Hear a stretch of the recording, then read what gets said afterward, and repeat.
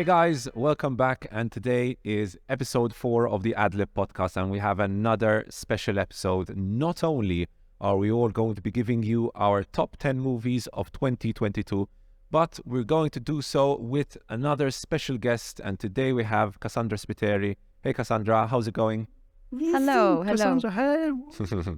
Welcome to the show. Welcome to the this show. morning. Hi. Cool. It's All good, tea I'm Cassandra? drinking, not coffee. It's tea I'm drinking, not coffee. Yeah. Okay, good. No, I already took mine actually. Will be the next one soon. All is good. Yeah, I mean, having some holidays at the moment, and we'll be back to work in January. Nice. But When all do you is good. start? I think. Well, I'll be back in around 7th or the 9th of January because I work in a school. All right. But right now, I'm having my dessert break because I really do deserve it. Actually, it's been the last 3 months have been really busy. Anything movie related you can tell us about? Well, this year I didn't really have that much time to watch films, and I realized that most of the best films were actually released during the last 3 months of this year. And I've been studying as well, so I didn't really have much time to watch the ones that I really wanted to watch. So most of them are still on my watch list. What else? Well, since we're gonna discuss the best top 10, I believe that the ones that are at the second part of my top 10 are somehow a bit maybe questionable whether they should have been in my top 10 or not, I guess. I'm not sure if the other ones are feeling the same as same as me, but it was a difficult one to choose, considering that I didn't really get to have too much time to go to the cinema to watch the ones that I wanted to.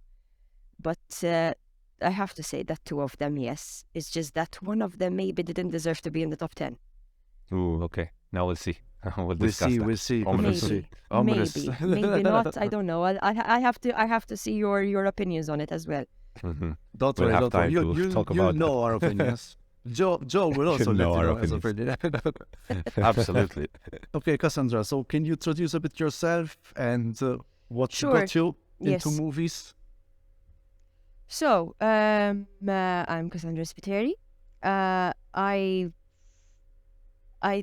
I love art in general. I think I've always been artistic ever since I was little. If I had to choose between the 3 industries when it comes to acting, I think I probably have to choose film because my parents have always taken me to the cinema ever since I was little, watching animations, of course, but I will always remember the very first moment I watched a drama, which was U571. My parents have taken me to the cinema to watch U571, and even though I didn't really understand the whole story, I just enjoyed watching it, and I believe that was how my love for cinema evolved. I still love going to the theater and I love still watching TV shows, but I believe that film probably have been the reason why I've been loving it so much for so many years. And it's, I think it's the most subtle way of seeing the ability of someone puts himself into someone else's shoes and portrays a life, basically, because acting is not acting after all, of course.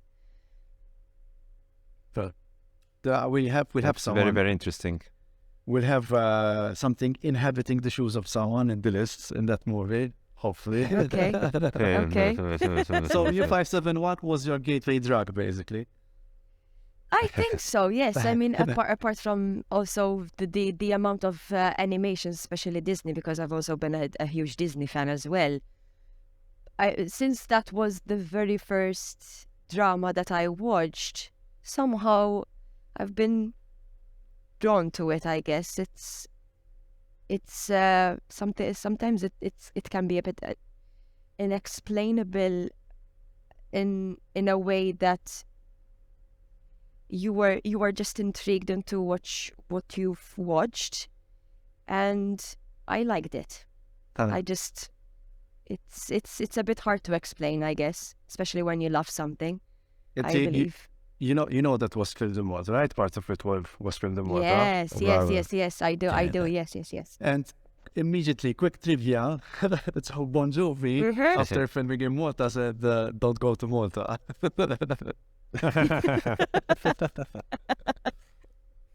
Thank you, John Bon Jovi. We know that now. Mela. Tallimni għabli bess. Mela. All right. So, Cassandra, I don't know if you're aware, but at this point now, we've all been typecast into certain roles on this podcast.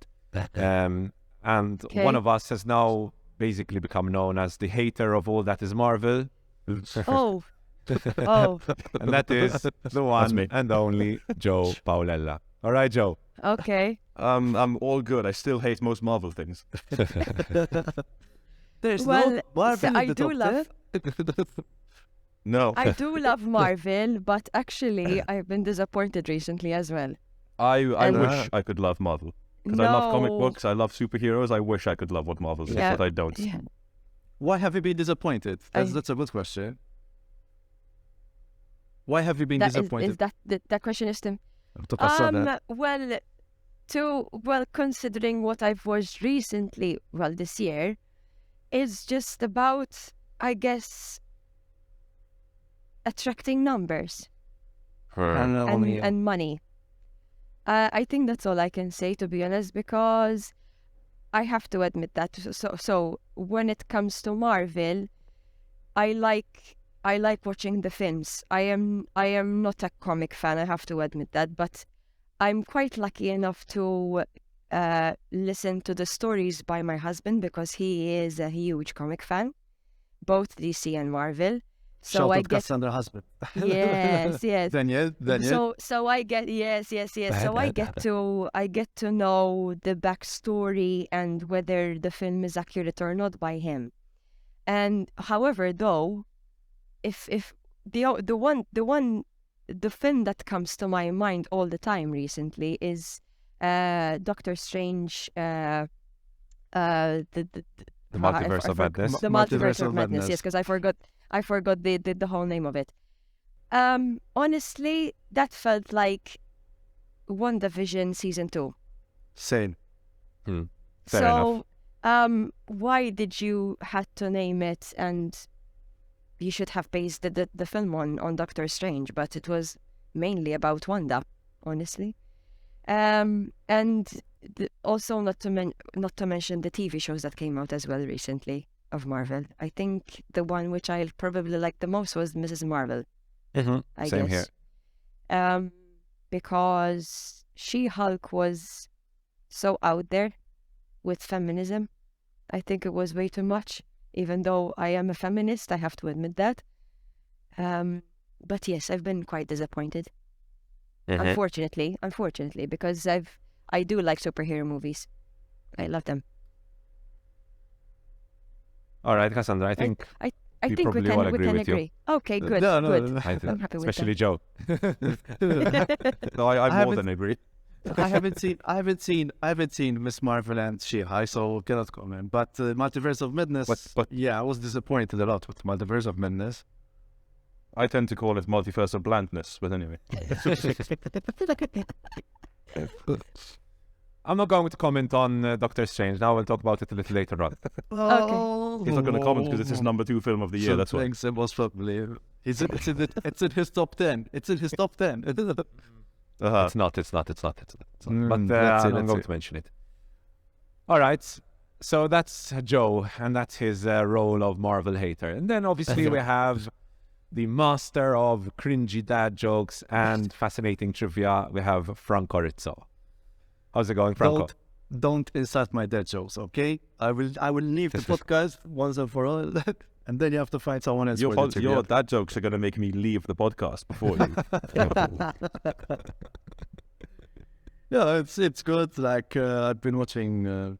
I've recently watched a really interesting movie, a small indie movie called Glorious, and J.K. Simmons has a voiceover role in it. It's a horror. Okay. This goes for Wow. you, Joe. It's a horror. Okay, horror. I'm in already. I actually looked up the director. She's a lecturer. Sorry, look guys. So I actually looked up the director. She's a lecturer in CAD art, I think. It was very interesting. I'm not gonna spoil the plot, but I know that it can get very, gory.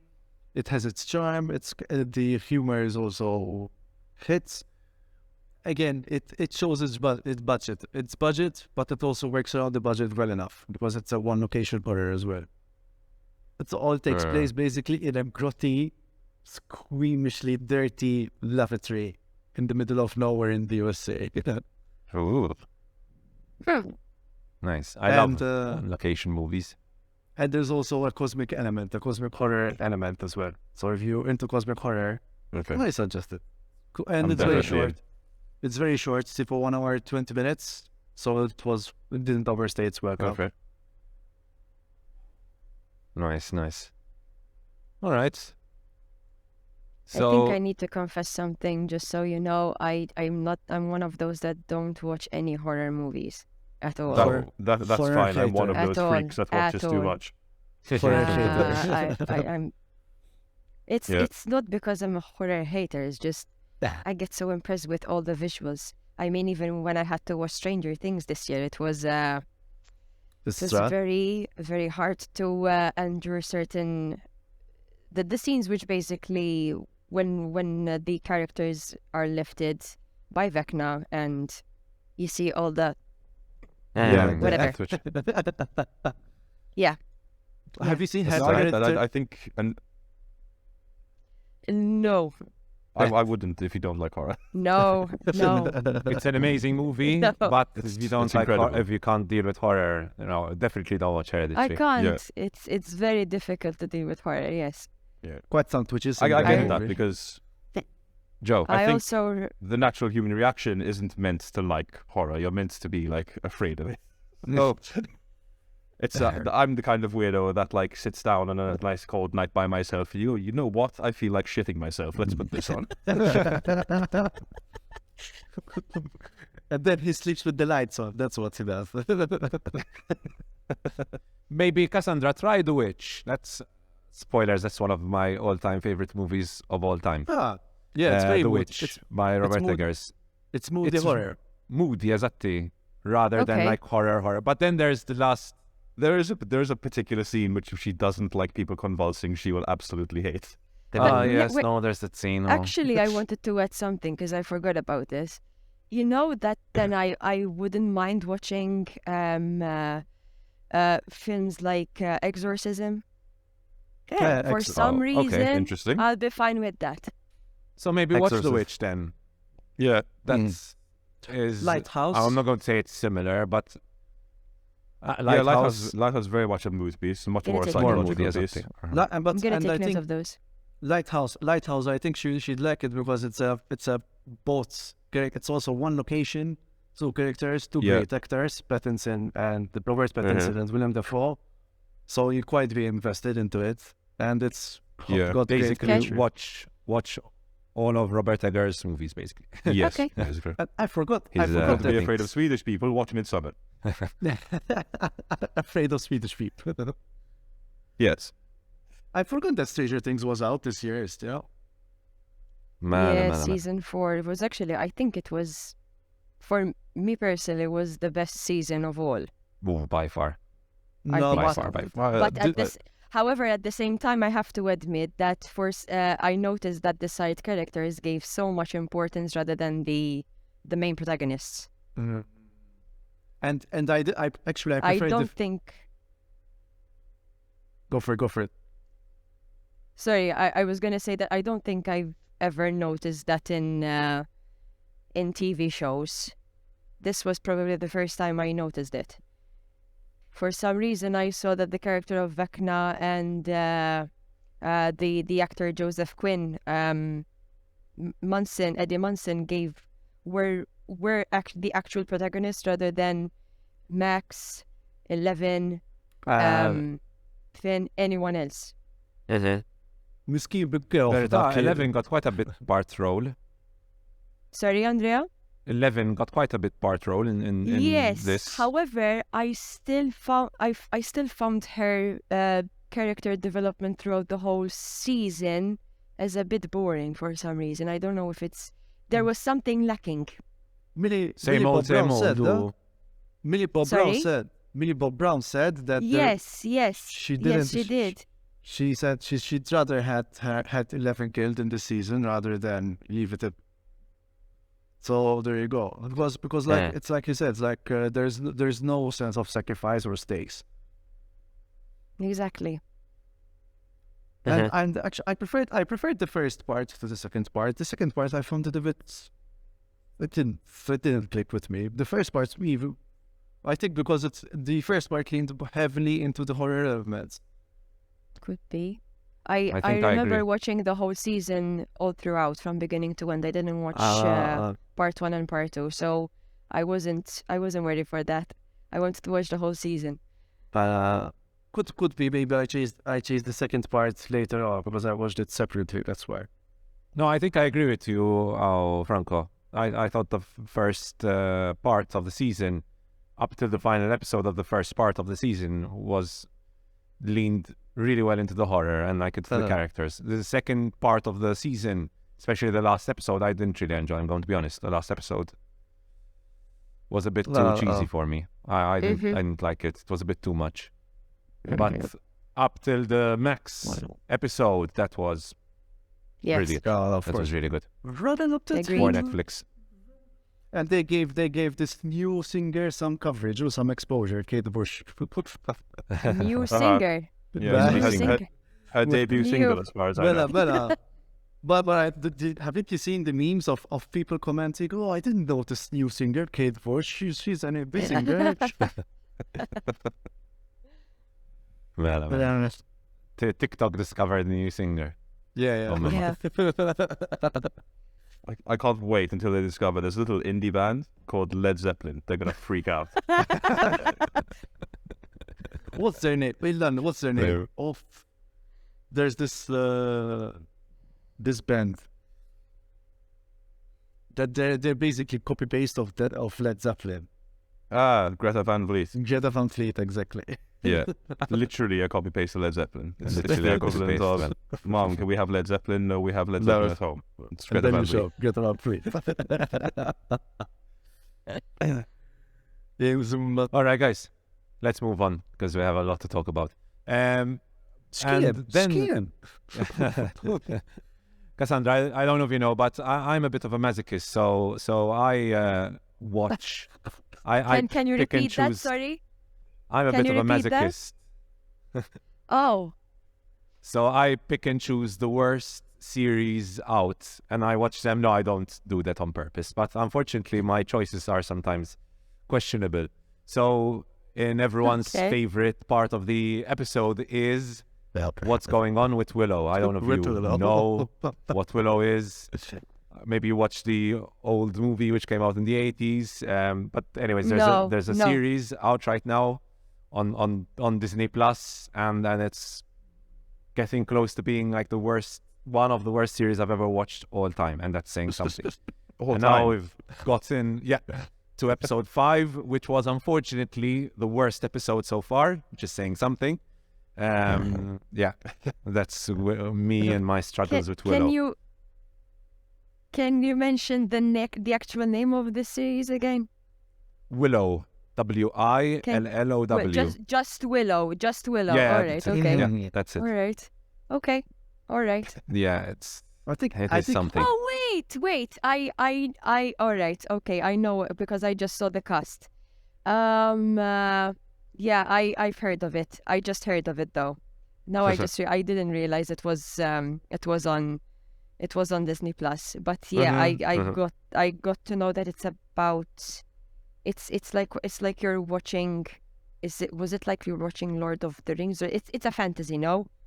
I mean, Is it a fantasy? I struggle Is it to not? put Lord of the Rings and Willow in the same In the sentence. same but I guess yes. sentence. Okay, all right. It My is a bad, fantasy, my I bad. guess. Yes, it is a I fantasy. didn't watch the No. trailer or anything. I just managed to see some stills from the series. That's all. I think you'd be better off watching the 80s movie. Especially for Oh, the nostalgia 100%. factor. Yeah. Okay, all right. Just watch the 80s movie, done. And forget that the series exists.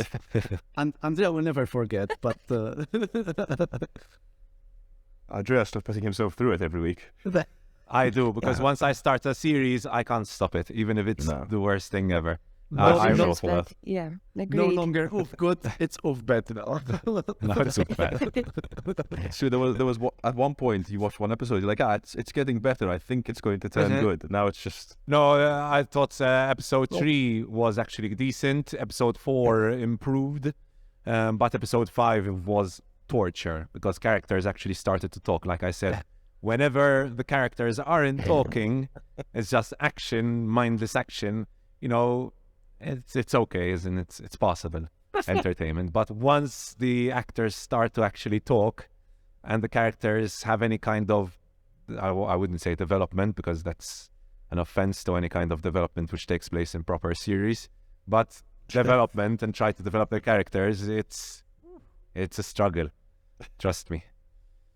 Anyways, so that's my struggles with Willow. Episode 5. I hope it's not more than 8 episodes because I can't So Have struggle they much more rated with it this. yet? 24 episodes. No, 24 even I'm not episodes, that are you much of a serious? masochist. No, Allah no. Multi-series, those are multi-series. Yeah, well, the series I've, and I've the been in it. Sopranos I've been in in one. 2000. All right. Have they okay, rated guys. this series yet? What do you mean by rated? It's in Nasab, or Critic Rotten rating. As in, yes, it is. Just general rating. Oh, it has Have they rated it yet? 85%. Since what? Rotten 85% on Tomatoes? Rotten Tomatoes. Yes, last time I checked, but Oh, it's been a well while thought since so. I Because checked. Rotten Tomatoes are like everything is sky high at the moment. Evidently, Pero- 85% of those critics are stupid. No, wait, but then the audience is not that stupid. Yes, it's- 31%. But the audience is 31%. Average tomato meter. Critics is 85%. Yeah. Which I really Um, don't. I mean, It's 8 I episodes don't know. long, don't worry. 3 more to go. oh, okay, Courage. we are 3 to go. Courage, Andrea. All right, guys. So let's move on now to our favorite content from the whole year. So I think we can start with series. What do you think, guys? Shall we start by talking a little bit about our favorite series of the year? Yeah. Joe, we'll start with you. So let's start. It's good you started with me because mine's a pretty short list. Apart from the fact that I don't watch that much TV, but I'm trying to watch more TV. This was a year where 4 TV shows really, really stuck out to me. I'll start with the one I've been watching for a couple of years, which is Barry, headed by the always brilliant Bill Hader. I didn't like Barry now. I won't spoil anything for those that don't watch it. I haven't heard of it or anything. But basic plot is Afghanistan war veteran becomes a hitman, but then wants to leave that life behind and become an actor. That's the basic through line of this show. But what interests me most, I don't know how he keeps raising the stakes whilst not making it too unbelievable and ridiculous in the show. And I thought the ending of season 2 was one of the best endings I'd ever seen. But then with season 3, so far that's it's topped it 100 times over, the ending of Barry season 3. So if you guys haven't seen Barry, highly recommend it. Made by HBO. It's only 8 episodes per season. It's ridiculously funny, entertaining, and dark, but also extremely emotional and has very, very deep themes. It's clearly like Bill Hader's baby, and that's why he's working on the show so much. I'll then go to the TV show that surprised me the most, and that was Peacemaker, which is written and directed by the great James Gunn. He had written it whilst he was working on The Suicide Squad, when he literally fell in love with John Cena, because, let's be honest, who wouldn't? And wrote an entire series for this character. And I thought it is, at times, very much just a violent hilarity fest. But then it surprised me how emotionally deep the show got as well, like about Peacemaker's upbringing, about things that he struggles with. And it just turned out to be one of the most fun shows of the year, with probably top 3 intros of a TV show ever. It was one of those shows where I never skipped the intro of it. I used to enjoy watching it every single time. I'll then get on to The White Lotus, which there was season 1 previously, which is based in Hawaii. Now we moved to Sicily. I really enjoyed season 2 because, having been around Sicily a lot, my parents have a house there. It was nice to see these locations in such a big budget, like well-known HBO show. And I just like what Mike White is doing with the show, because it's not just a kind of dark comedy whodunit. It's very much about people and their problems and whether they deserve redemption or whether they deserve to be damned. And there's a lot of deep themes, even tying into like a lot of Sicilian folklore that he weaves in and out of the show. And also intro sequence, beautiful intro sequence again in the show. And finally, I'll go to the biggest surprise possibly for me of the last 5 years, because I forgot the show it was even a thing. I forgot it was going to exist, but it did. Despite my disappointments with this particular IP, I dove back in and I gave it a chance, and I'm really glad I did, because hands down, the best show of the year is Andor on Disney+. I can't believe what Tony Gilroy has managed to do with it. He's taken Star Wars, he said, fuck your nostalgia, and fuck the Jedi, and fuck everything else. I'm gonna turn this into a fucking crime noir espionage thriller like Tinker Tailor Soldier Spy. Damn. And he pulls it off with flying colours. The finale was one of the best like sequence of Star Wars things I've ever seen as a lifelong Star Wars fan. And it deeply upsets me that we may not get another season until 2024. But that's me for TV. All right, Cassandra, any TV you've watched this year, which you would like to mention? Yeah, I did. Well, if I had to mention my favorite two, would have to be first and foremost, best one is Dahmer. What I loved about the series is that, first of all, the making of it wasn't how he just killed them. They didn't. The plan was not to show how he killed them. What I loved about the storyline is that the director managed to film shots that can be so memorable, in which the viewer will be able to remember it and remember its continuous journey in 4 episodes later. That to me was, I think, one of the best techniques which I probably have watched recently. And obviously this is not to mention, apart from the character development of how Evan Peters portrayed the man himself. It's dark. It's very, very dark. And to be able to go into that deep level is, you really have to go, you really have to have the guts to just go into that level, which to me, I think it was out of this world. It was scary. After watching it, I think I was scared to watch it, because I was actually questioning myself whether it was considered as a horror or not, because of the amount of killings that this person committed. But the only piece which I didn't actually, I had to put away my face, was during the last episode. So for that, I was quite glad to be able to go through it from beginning to end, and not the actual, not this section of the last episode, but storyline was just beautiful, and the portrayals of the whole cast was just amazing, and it was really heartbreaking to watch one episode after the other, even though people who have read about the number of killings and how he killed those people, especially the ones who weren't into criminology that much, it was really, really nice to watch. And the last one, which I've seen recently, is Wednesday. I'm not a huge Addams Family fan, I have to admit that, but I like Tim Burton's work. I went through the details of how Jenna Ortega portrayed her, the character of Wednesday, through just even dealing with the fact of not blinking her eyes in the takes, which that's something which I'm always conscious about during filming, and it's one of the best techniques I think that the actor should actually be aware of course, because blinking makes you weak, of course, but even just by taking lessons of the cello, and also the way she is a psychopath.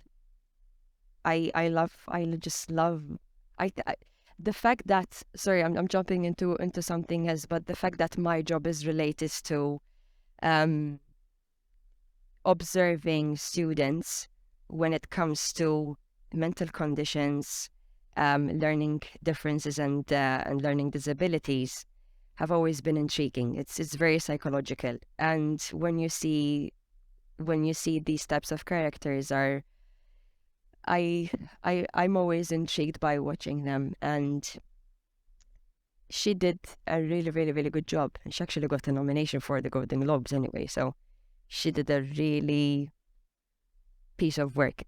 I like it. So, Cassandra, if you like Jenna Ortega and Wednesday, how about that be your gateway drug into horror? True, one of the best. Yes, well, I wouldn't say it's one of the best no. movies of the year, No. but one very, very good movie, which is X, which also has Jenna Ortega, and she's also very, very good in I that. know that she is in it. I know that it's actually a very good horror movie as well. It keeps on showing in the best list of 2022, actually. Deserves it. X. All right, Franco, you're next. Any TV you've watched this year which you would like to mention? TV, like Joe, I'm not really particularly. I don't watch particular TV series. I don't have the patience, unfortunately.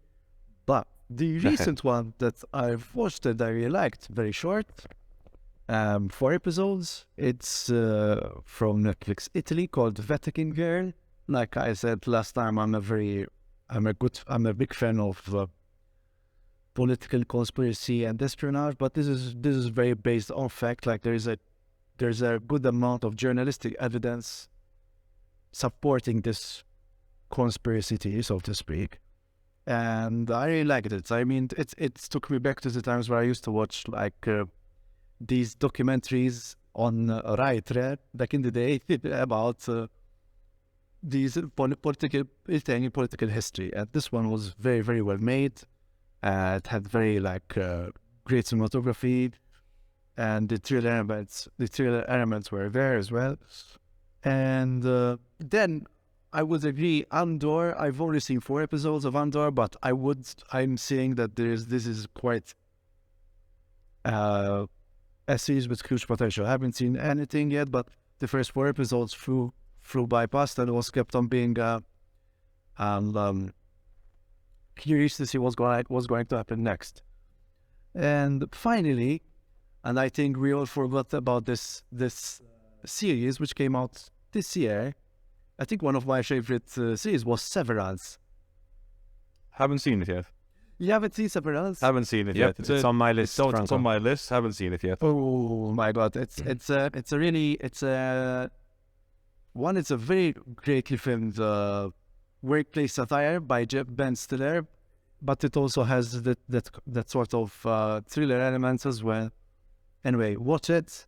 The cast is great casting choice, especially Patricia Arquette, and the twist is really good, and the cliffhangers are just like chef's kiss. I'm definitely looking forward to that one. We should use our rating. 3 chef's kisses out of 5. No. I think chef's kiss would be 5 on 5. Basically, it was definitely okay. 5 on 5. So, like Joe, I agree that Peacemaker and Andor are two of the very best series of the year, basically. I thought Peacemaker was probably the funniest series I've watched this year. I don't know. James Gunn is just a genius when it comes to this kind of stuff. I also agree that Andor is very, very good. The cinematography, the dialogue, the writing is... I don't know how he managed to do it, but he did manage to do it, and he created amazing Star Wars. And I also agree with Franco that Severance is also one of the best series of this year. Again, the cinematography, the production design is out of this world for Severance.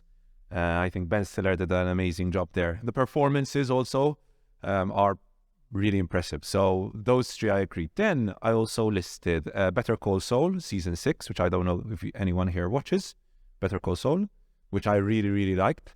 And honestly, I think at this point it has exceeded my expectations, and I think I can consider it as a better series than Breaking Bad. Honestly, it's just the writing for Better Call Saul is just out of this world. I think I'm going to have to finally start it after that statement. Is it better than No. Willow? I think it's better. Is it better than Willow? Maybe not Willow. Maybe not Willow. Is it better than Rings of Maybe Power? not. Maybe not Rings of Power. But I think it's better than what was previously my all-time favorite series, which was Breaking Bad. So I adore Better Call Saul. I adore it. I just can. It was one of the saddest moments of this year when I watched the last episode and I knew that that was it. But to be fair, it was a perfect ending, so I couldn't complain about that either. I really enjoyed The Boys season 3 this year. I think The Boys is one of those series that are just made for me. It has lots of violence, but it also has a lot of tongue-in-cheek moments as well. There's a lot of social commentary, which is done very smartly and a very, like I said, tongue-in-cheek way, which is done much, much better than something like Glass Onion, by the way. So I love The Boys. Oh no, we're getting into it. Shots fired. Shots fired. The first cannon shot. So yeah, I loved The Boys, and I hope they keep on making seasons like season 3 of The Boys, because I thought season 2 was a little disappointing compared to how good season 1 was. But season 3 upped the ante again with some amazing performances as well. All right, so Miss Marvel I really enjoyed, and I thought it was probably the best MCU series so far, apart from WandaVision, which I thought was brilliant. And my big surprise, I was prepared to be disappointed like I was with Rings of Power, but I was not, and that is House of the Dragon, which I think I had the most fun with this year. I watched it with my girlfriend, true, and we really enjoyed it. I am one of those who hated on season 8. Franco. I was going to say House of Dragon was fire. Me. Then. You're not the only This one was there. fire. That's why I totally disagree with you, because I didn't adore Rings of Power. It's not in my best of the year, but I really didn't enjoy House of the Dragon. I thought it looked shit, and I thought nothing happened until the last episode. What? Nothing happened. Nothing happened. To be honest, I do agree a bit with Joe, because for me personally, I think that the first 3 episodes were quite dragging. Yeah. And for even the first 4, I guess. And then something was finally coming out towards the end of it. Yeah. And I got Of really course, I annoyed mean, because Game of Thrones is all about that seedy fucking everyone's a snake trying to betray each other. Yeah. And the main thing, or the main whole plot to get to the last episode of where there was a backstabbing going to happen, happens all off camera, and you just get characters tell you about it. And I was that's the laziest writing I've ever seen. It's we've had this plot this whole time, but we haven't shown it once in 8 episodes. No, but You all should the be political surprised. intrigue House and of Dragon. character development. And now we're gonna kill off a major character, because that's what we do in Game of Thrones, because we're gonna copy like we did with Ned Stark and kill off someone important in the first season. So we make it look like something actually happened. But And- really, you just wasted 8 hours of your life on nothing. the green dress moment and entrance into the throne, all those. Nah, oh, I was just this is. The thing is, like, yes, the green dress moment, that could have been really special, but it was like, okay, the green dress moment, and then nothing else apart from that. It was just Then a it was just moment. them just like No. sharing shady looks. no, but what it signifies and what it symbolizes. I couldn't buy into it. As someone who really wanted to, because I had, as well, Game of Thrones confession. I watched up until season 6, and I went, this is starting to become shit, so I stopped. No, it's a good decision. And to stop at I season never 6. watched. I never watched 6, 7, and 8. But the first 4 seasons were some of my favorite seasons of television. Particularly season 1 is for me a perfect season of television. But I know that, like, they've got the difficult thing of in House of Dragon of, one, the time skips, which are jarring and they're not always clear. Because apparently from episode 1 to episode 2, there's already a jump of about 4 years and you don't understand that. And then from episode 2 to 3, there's about another 4 years. And then suddenly from 3 to 4, it's like 10 years. Like it's difficult and it's a bit all over the place for that reason. Yes, you are adapting a history book, basically. Yes, I don't know if it's any tough. one of you here has read No. what's the name of the book? Fire and Blood. Yeah. Yes. No, the would have book. really Anyways, helped. I'm midway through the book right now. I'm reading it. Yeah. And it's basically a history book. It's like you're adapting a history book. Yeah. You know what would have really helped if at the beginning of the episode you just put a date.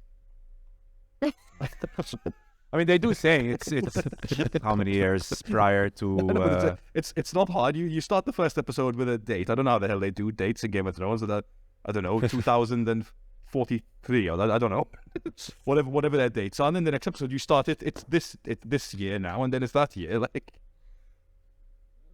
So I it could guess. be. I mean, they do also say it's called- like 170 years before. yeah. It could have been called I'm House of still going to Dragon. watch season 2 because of how season 1 ended. Because season 1, So- then when it ended, and there's like big shocking moments as usual. Then I was like, okay, now I can finally buy into this because there's actual conflict and there are actual stakes here. But for the whole season, it was just like empty threats, and I was like, man, it's not going anywhere. Where's the seedy bullshit of people trying to betray each other? There was one like, I just what like when I first started the first 2 episodes, I'm like, I'm all on Matt Smith's team because he's the person who's having the most fun in his role. He's definitely an evil bastard, and that's the fun person to support in Game of Thrones. And he does that for 2.5 episodes, and then he becomes irrelevant for the rest of the season. I wouldn't say he was irrelevant, though. He becomes harmless, though. He goes from being like big badass, could be erratic character, could do anything, to becoming a lapdog, basically. Anyway, that's I just don't me. think he looks like a lapdog in the last That's it. episode. Let's put it that way. That's just me. The reason I enjoyed Rings of Power more than the House of Dragon is at least I felt like I was in So- Middle Earth. Wait, you actually enjoyed Rings of Power more than I House of Dragon? don't understand the hate that Rings of Power get, and the people say that it's cheesily written, and that's a bad thing. Clearly, haven't watched The Lord of the Rings because that's cheesily written. But The Lord of the Rings has actual decent actors who can offer gravitas to roles. I didn't have a problem with most of the cast in Rings of Power. The main one I had a No. problem with was Bronwyn. And sorry, decent cast in roles. Orlando Bloom was one of the worst actors to walk this earth. Yeah, fair, but forget Legolas. Forget Legolas. He's in his own movie. But forget about Legolas, seriously. But I mean, Yes, Viggo I- Mortensen, come on. Yeah, okay, His- but and like Wow. I didn't get like the people like all upset about like changes and stuff like that. Like the Lord of the Rings fandom or the Tolkien fandom, for me, it's actually worse than the Star Wars fandom in terms of toxicity because they don't know what the fuck they want. Because like I have friends of mine who are like, I read all the books and I love the Peter Jackson movies, but I can't watch the Rings of Power because they changed this and that, and elves are meant to have long hair and they shouldn't be black because they're based on Scandinavian folk tales and they wouldn't have been black at that time. Firstly, it's a fantasy show. 2, how can you tell me that you love the books and you love how accurate, inverted commas, Peter Jackson's books are when they're not? No, Like, they're if- not accurate. That's if you true. wanted them to be accurate in the Don't- films, Aragorn should be the but there is most nowhere to be boring, seen, no. self-assured character that there is. But then Peter Jackson turns him into this conflicted guy who doesn't want to be king, who's trying to run from his past and his heritage, and that infinitely makes him more interesting, and you get a good actor like Viggo Mortensen to portray that, and then you have one of the best depictions of a king on screen in a fantasy setting. I think it's more to do with the vibe and the tone, because yes, it's true, Peter Jackson tore up Tolkien's books, literally. There are massive changes. And I know there are lots of Lord of the Rings fans who hate the Peter Jackson's movie. Yeah, some of them despise it. But I think what he kept was the values and the tone and the vibe of Tolkien. I think that's what Peter Jackson successfully did. For me, that translated to Rings of Power completely. In terms of tone, I felt like they were two companion pieces. And as well, the fact that it just looked incredible. Like when I was watching Rings of Power and House of the Dragon at the same time, I would literally, my Friday nights would be, I'd put on Rings of Power so I can be disappointed and put in a bad mood. Yeah. No, sorry, I put on House of Dragon so I can be disappointed and be in a bad mood. And then I put on Rings of Power and I go, okay, I love going to Middle-earth. It's prettier, people are happier, it looks great, and it has a nice tone to it, and it's cheesy, and I can enjoy that. Rings of Power is all like, ooh, we're so serious. Look at all these politics that don't actually exist, if we're going to pretend that they do until the last episode. It's on Cassandra. It's on Cassandra. Nice weather outside, though. Nice weather outside, Cassandra, right? Sorry not to include you guys in that. Cassandra, did you watch Rings of Power? I started watching it at the same time with House of Dragon. But I stopped it because I wasn't understanding a thing. I mean, I already struggled watching Lord of the Rings. I have to admit that, because I actually watched that with subtitles. I decided to watch Rings of Power with subtitles as well, but it was still very complex to understand. I have to admit that. When it comes to House of the Dragon, what I struggled with is because since we're used to watch, for whoever watched Game of Thrones, of course, are seeing different types of houses and their stories evolve. To me, I felt a huge difference towards just one type of house, just one house into one whole season. And that's why, to me, I believe that the first 4 episodes were very, very dragging. I couldn't understand where the story was going. But other than that, at the end of the day, I still enjoyed watching it. But then with Rings of Power, I don't know, I think I lost a bit of interest because I just wasn't understanding the whole plot of the story. That's why. Sorry, Joe. No, it's okay. Do you agree with Joe that visually it's well made? For House of the Dragon? Sorry, for Rings of Power. For Rings of Power, yes, definitely. No, visually is beautiful. I just wasn't understanding the objectives of the characters of Galadriel, for example. To me, that was very difficult to understand. That's all. The first couple episodes are a bit of a mess. It's when it comes to names of places and names of people. So there were, obviously, you have to realize that there were the cast was huge. Yeah. So to me, that was quite complex to understand. Franco, you watch Rings of Power, right? No, I don't. I'm not really. I mean, I wasn't interested in Jeff Bezos fan fiction. Sorry. You are the one to make the best decision here. No, I mean, listen, you're watching Willow. Okay, it could be worse. I'm not watching Willow. He's watching Willow. Exactly. My common point at Amy is acting like it's some atrocity of television. You're watching. You're willingly put yourself through Willow. Willow Engley. Oh no, Frank. They not. All right, guys. So that's it for series. I don't know if there's anything else you would like to mention with regard to books, video games. I'm going to be honest. There's no this year. There's no video game I would say is by far and away I loved playing it. As in Elden Ring, I had a good time with. Yeah. But I had quite a few issues with it. So, Joe, I don't know if there's anything you'd like to mention with regard to video games. It's a very slow year for video games. I can't really think back to one where I would Elden Ring, I did love. I sunk hours into that game. Still playing Ragnarok. Unfortunately, not right now, as it didn't bring my PS5 to Malta for reasons. But no, the game I was kind of waiting for all year, the reason I bought a PS5 was God of War Ragnarok. So far, it hasn't disappointed. I haven't seen it through to the end yet, but I have a feeling it is going to live up to my expectations. But yeah, weird year for games. I kind of went back and I played a lot of the games I hadn't previously. Cassandra, I don't know if you play video games or are there any books you'd like to mention from this year? Well, not from this year though, because I was gonna mention Mario Party, which I've been playing recently with my husband. I'm not a game fan, I have to admit that, but he is. He would spend the whole day on his own. So, but whenever we had time together, yes, we did play some Mario Party. But other than that, that was released last year. I didn't play anything else. And when it comes to books, it's the same thing. They were released quite a few years ago, actually. I haven't read anything that was released this year. Books I can recommend. Franco's ordered it already. Cinema Speculation by Quentin Tarantino. It's a very good book. All right. Cinema Speculation, good. Yeah. By Tarantino. It's like part memoir, part like essay, part Tarantino just swearing a lot.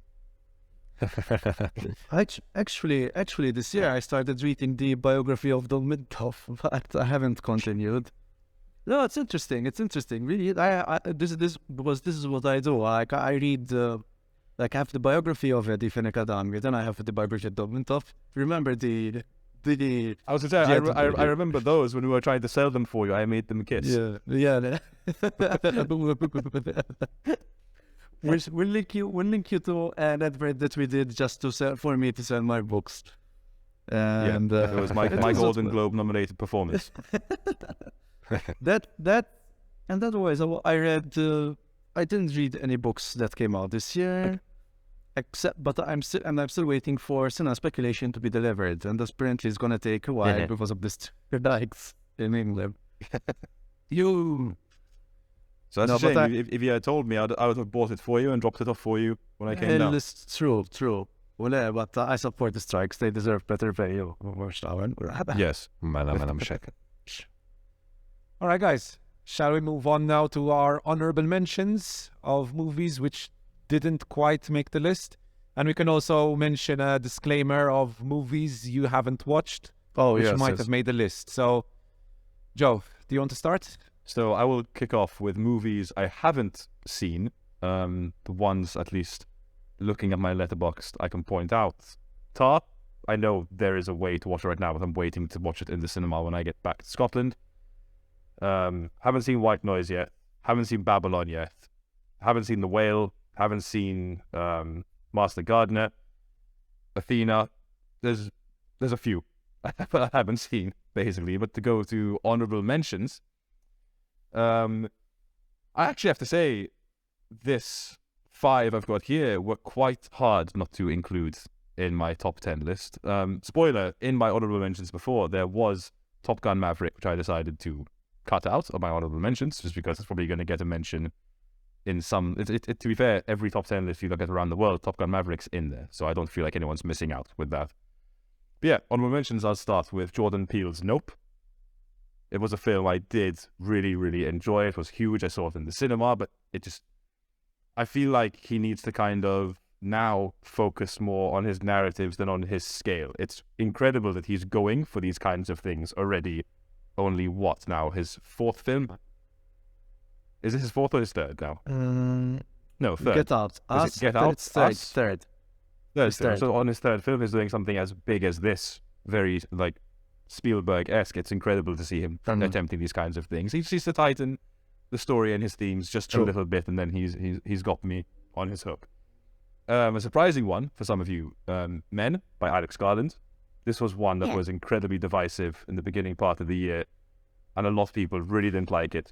I watched it 2 months ago, and it was sick. It's the only way I can describe it in more ways than one. It's in, like, the last 10 minutes of the film is just like, what the fuck is going on? It's comparable to Alex Garland's Annihilation and what he does with the ending with that, where it's visually stunning and you're kind of just like, what the hell is going on? You feel like you've been jabbed with LSD when you watch the ending of Men, basically. Annihilation. Help me. So yes, Alex Garland's Men. I do have to mention this one, which I don't think any of you have seen, but Weird, the Al Yankovic story by Eric Appel. I want to watch that. Watch that. By far and away the perfect Weird Al biopic, because it is just a piss take and parody of every single music biopic that exists. I don't think anything in this film is actually true, which is perfect to be a Weird Al Yankovic story. Daniel Radcliffe is having the time of his life in this, as is Evan Rachel Wood, who plays a real-life person who I won't say. Weird Al himself is in this film as, like, the head of, like, a record studio, like a studio label.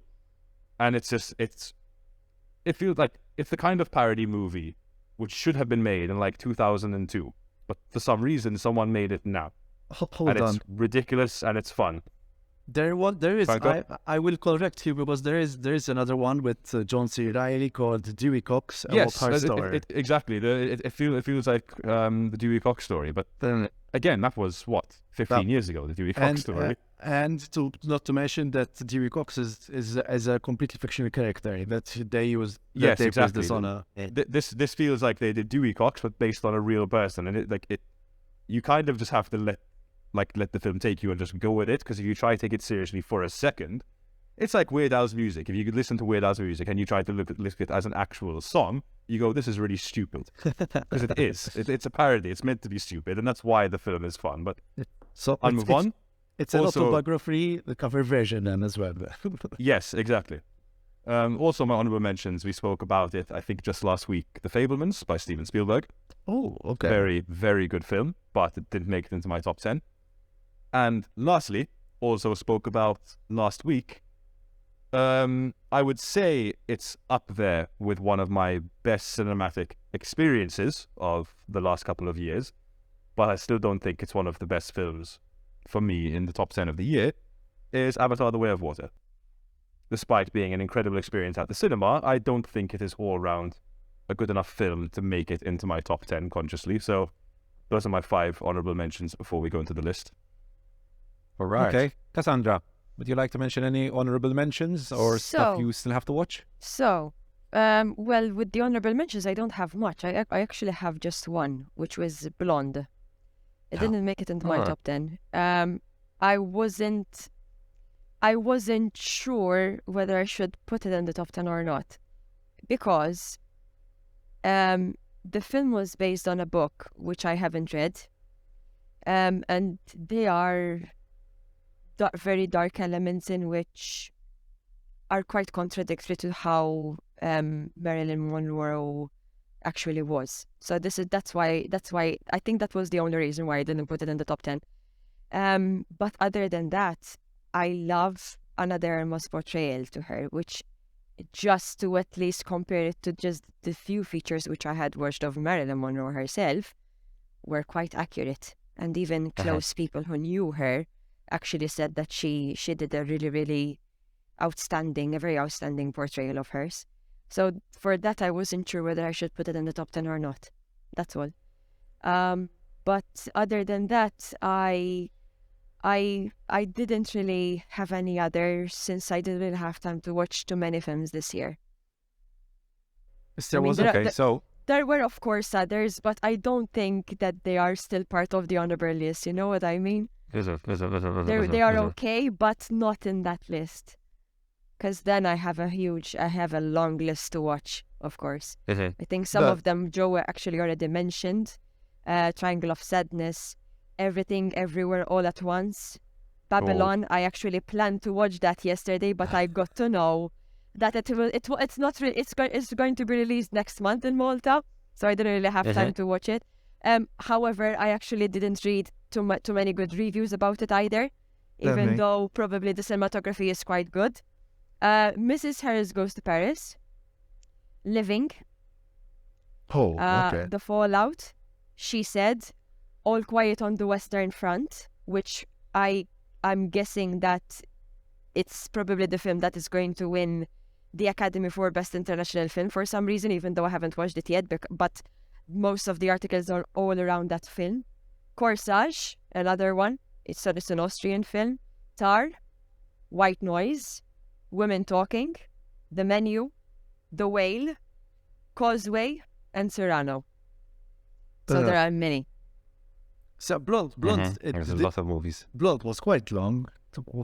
Yes, it was very long. And the few snippets I watched, it was very Heavy. No, it was intense. It was heavy and intense, yes.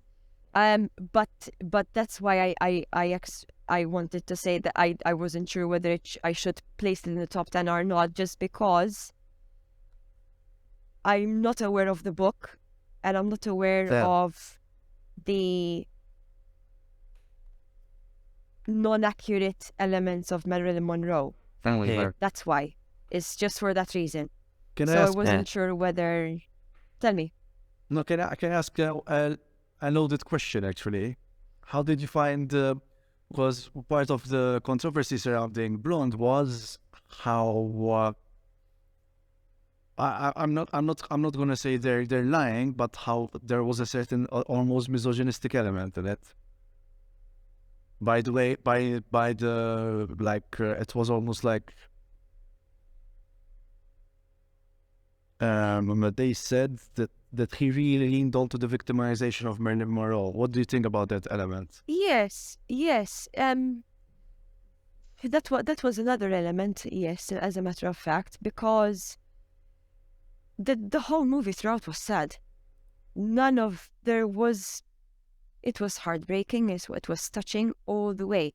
And I was questioning myself whether this woman had some happy moments in her life ever since she was in the public eye, to be honest. So that's why it was dreading at the same time, because obviously we all know that how, even though it's still questionable sometimes how she died, but it was in a way depressing. So yeah, this is why I wasn't sure whether the negativity that you get to watch all the way through the story was plausible or not. Even because when it comes, I love biopics. The biopics are some of the best films which I love watching. So I do get to expect some sort of accuracy to the story of the person, since it existed in real life, of course. So that's why I wasn't getting something that I was maybe expecting. Just a little bit of, even some happy moments as well.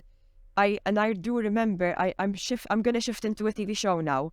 I watched The Crown because I love The Crown, but I was very disappointed with the season, especially with Lady Diana's portrayal. You see, there's the whole development of each scene that she has is depressing. There's no, and I do believe, since I do think psychologically very much, when it comes to human behavior, I do believe that somehow when it comes to character development in a film or a TV show, you get to see some sort of happiness in that person. So just to see all the negativity from beginning to end is a bit uncertain for me. They said there I'm was not a bit. sure if you... Go infinite for you. You were saying? No. All I was gonna say is I'm not sure if you're understanding what I mean.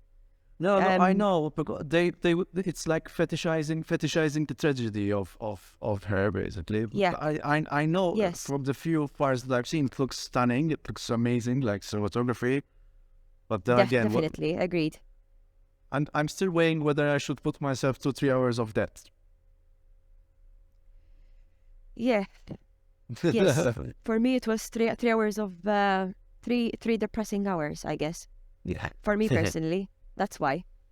Even though I still liked watching it, I do believe that for 3 hours you do deserve, the viewer deserves to see some little bit of happiness, I guess.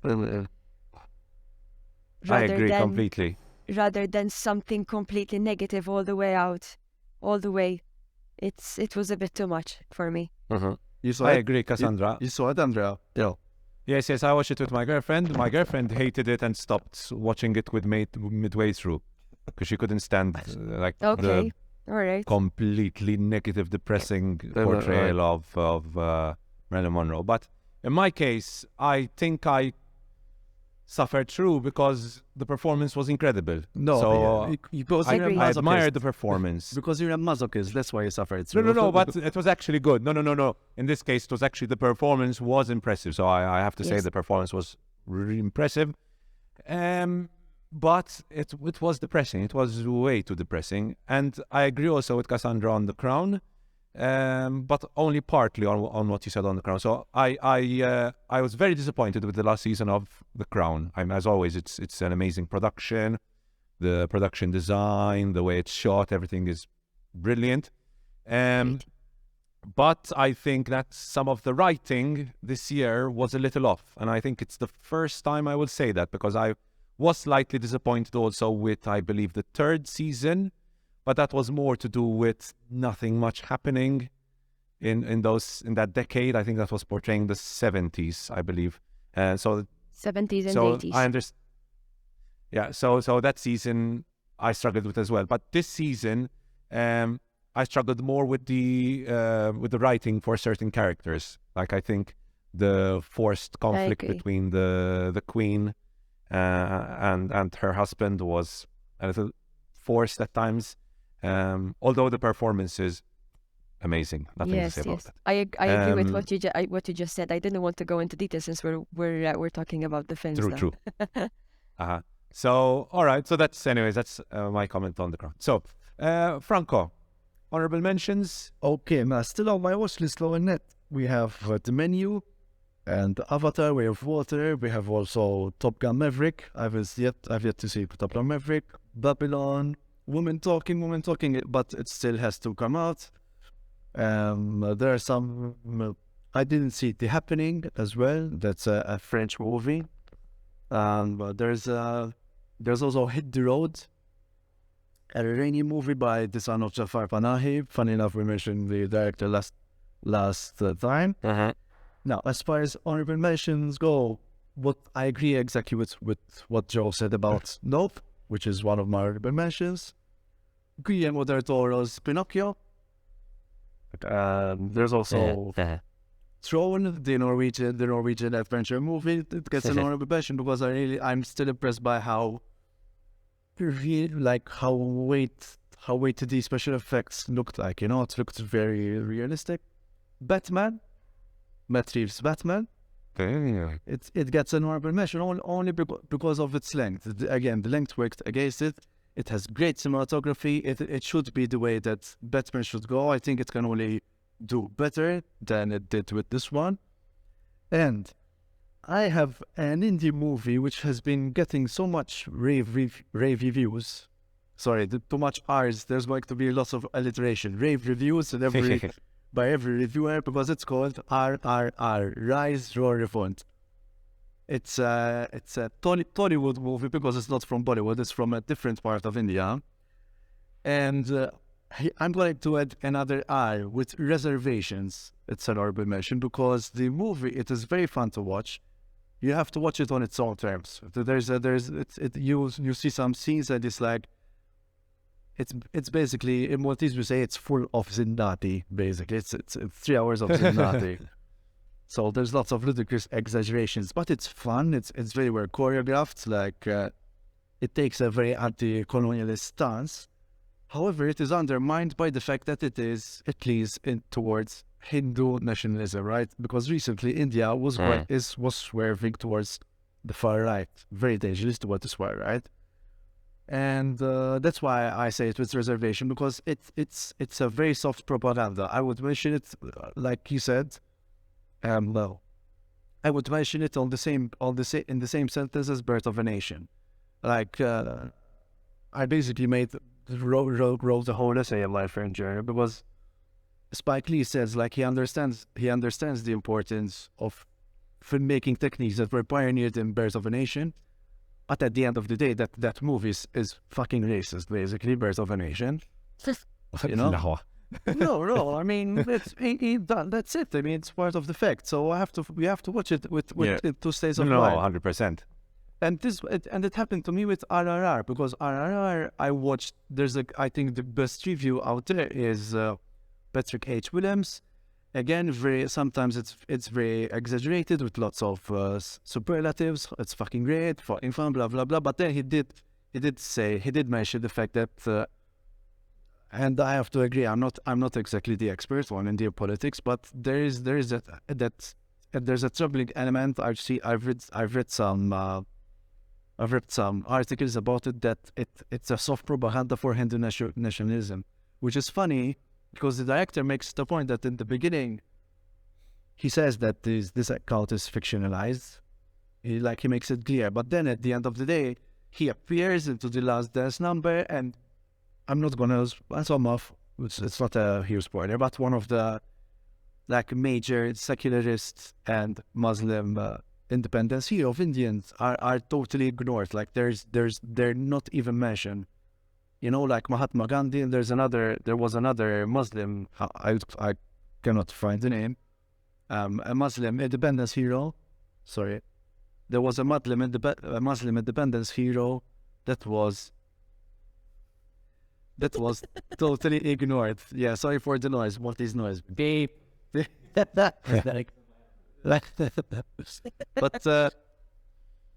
that's why you have to watch this movie at an arm's length. It's a fun watch. It's a very well choreographed. There's a very great dance number. I was stepping my feet, I admit, but it's a very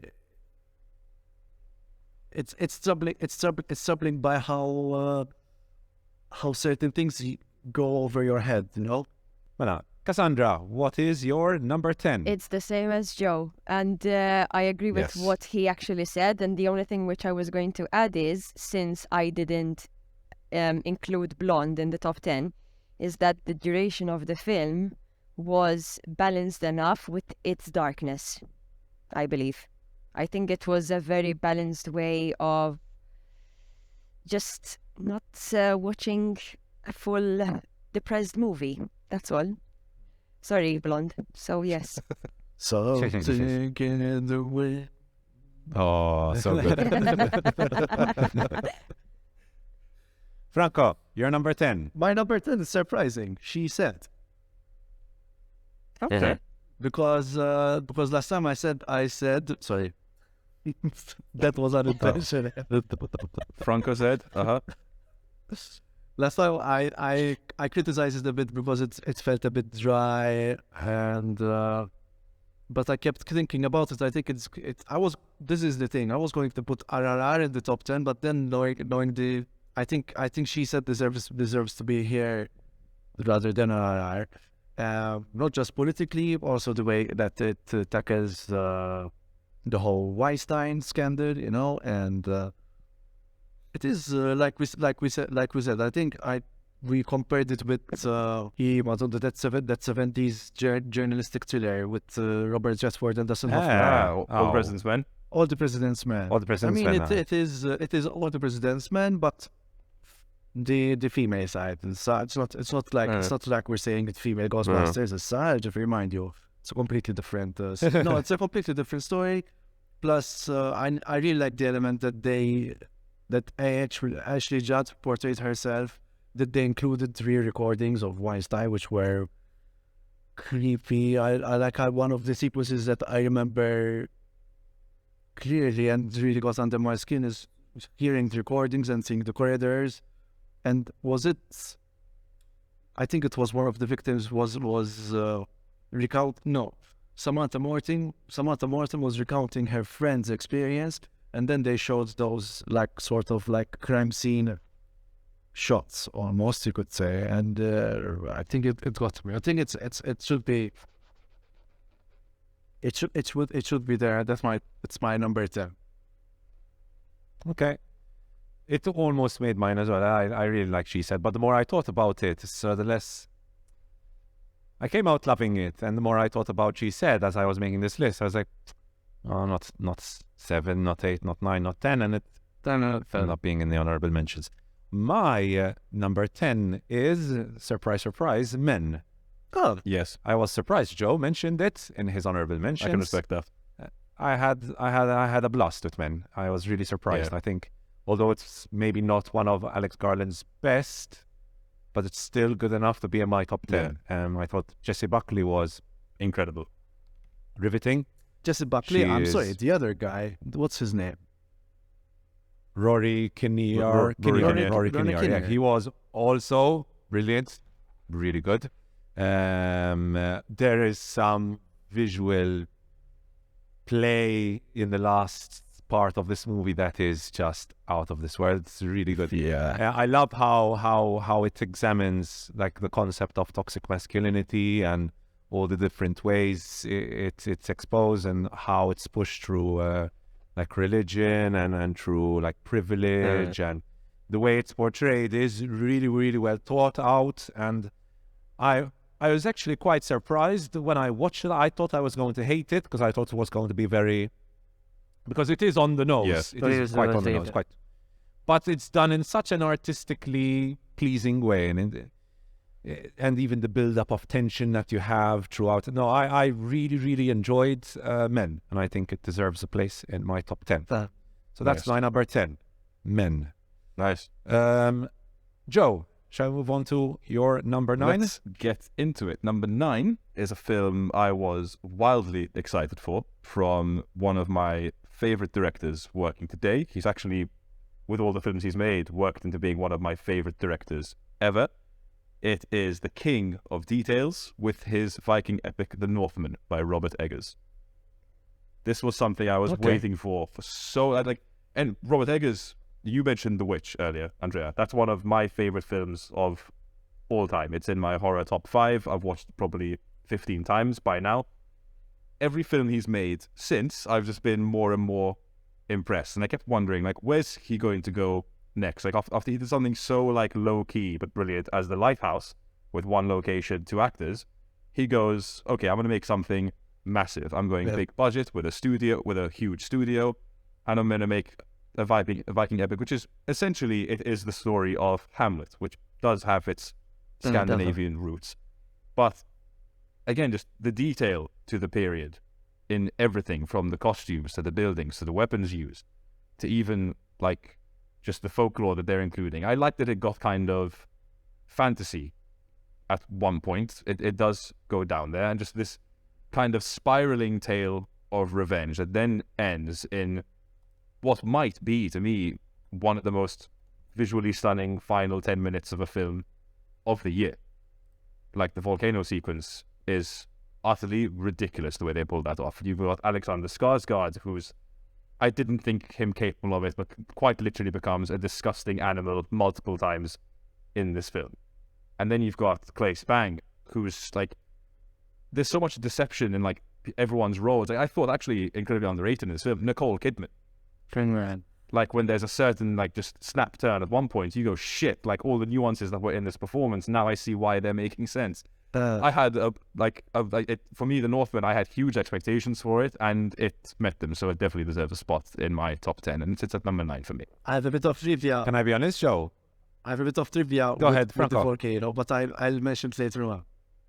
Okay. All right. Joe, can I be honest? I remember your review on Prickly Pears for The Northman. I think it was the first one I saw. And I thought it was going to be higher in your list. Yeah? Yeah. No, my list, I thought it was going to my be- list is a toughie, because I then also just need to take into account how often I remember these films. And unfortunately, The Northman, because it came out quite an early point of the year, I do remember it less. But when I do remember it, I start to go, fuck, that was good. All right. It's Cassandra, your number 9. my number 9 is a film that I wasn't sure whether I should put it in the list or not. But when I look back, I said, "But this is so cinema worthy," and it was Top Gun, Maverick. I kept noticing that some of the films which you mentioned, someone is in the mood, and he hasn't watched it yet, by the way. No, I have another good story I about wasn't. Okay, you can mention it. You can share it. Keep saying about number 9. Then I Okay. Well, the only thing which I was going to say is that I wasn't really impressed that much with the acting, because it's the same type of level as the first Top Gun. But since I watched it at the cinema, I think for me it was one of the best cinematography I've ever seen in a long while. I have to admit that, which is in fact my only comment which I've put on the film was just very with an uppercase, very good cinematography. That's all. But that's the only reason why I've put it in the list, because I absolutely loved it. I've posted the behind the scenes on Clippers if you want to see it. My studio binder. It's just really impressive. Franco, you're going to have a comment on. So I have a story. Let's start with the story of Northman, which is, by the way, it is also my number 9. My number 9. Let's start from there. So Northman is my number 9. It's balls to the wall, epic, savage, beastly, very masculine. Funny enough, I mean, Skarsgård is beast mode. That's what I said. Yeah, he's in beast mode. Now the volcano bit is apparently they had to put CGI smoke to hide their doublings, basically. Yes, I did notice that because they actually fought naked. I mean, but still an epic scene. I like how ridiculously epic it was, and like you said, I really like that there's almost no sympathy with any character whatsoever. And there was when he overthrows the village, that small village. Yeah, and you see the sword going. Incredible. No, it was very Viking, so to speak. And a small story about Top Gun. So I watched Top Gun, the first Top Gun, when I was 5 years old. And you remember there's a particular sequence where when the plane starts taking off from the aircraft carrier. So apparently I saw the plane leave. It's like, wow, and went behind the television to see where the plane went.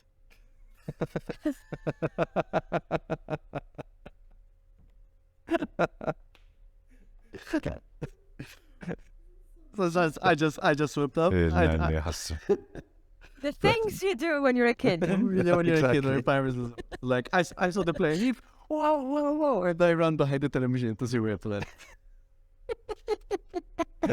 Diva. So in fact that was the joke that they were gonna make. Like, if I see Top Gun Maverick, I might do the same in the cinema and go behind the cinema screen, basically. I was quite Frank, anything else? That's it. No. Sorry, the Cassandra. one thing which I was going to add was that I was quite impressed by the duration of how long that film remained in the cinema. I was very impressed with that.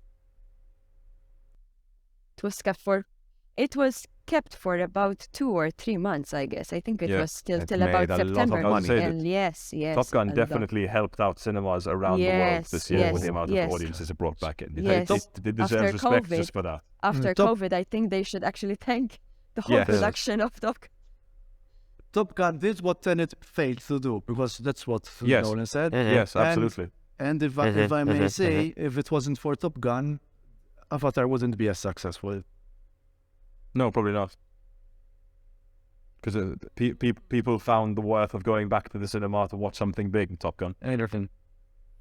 I think Avatar could have been the Top Gun. Could have. If Avatar came out when Top Gun did, I think it would have been the same reception. I think Avatar is set to make more money than Top Gun. So no, for sure. I mean, it's probably right now. Has it reached 1 billion?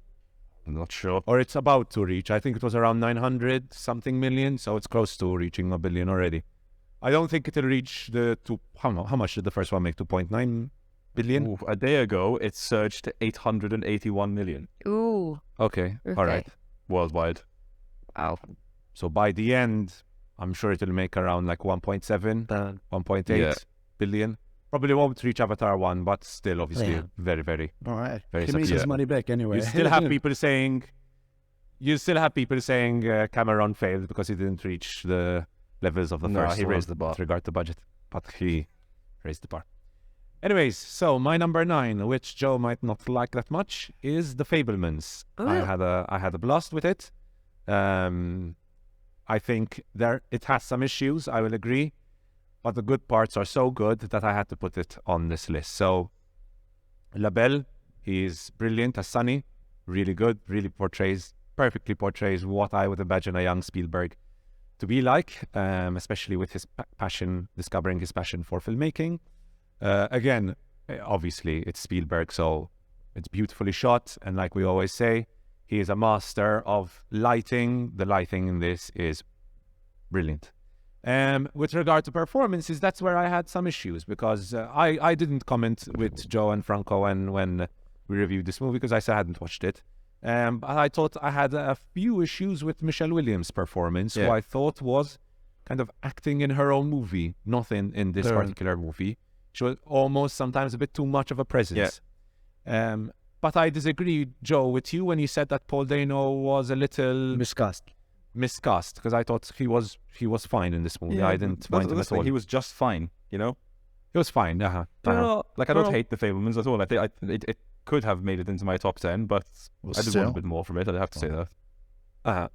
But the reason why it made it on this, we're seeing the scenes where we see Sonny Fableman recording movies and making those scenes were just so good. And sometimes movies give you like a buzz as you watch them, and you feel like super hyper and excited, and you say, okay, this is the feeling you get when you love something, and this movie gave me that feeling, especially the final 10 minutes where I was jumping on my sofa basically at how good the last 10 minutes were.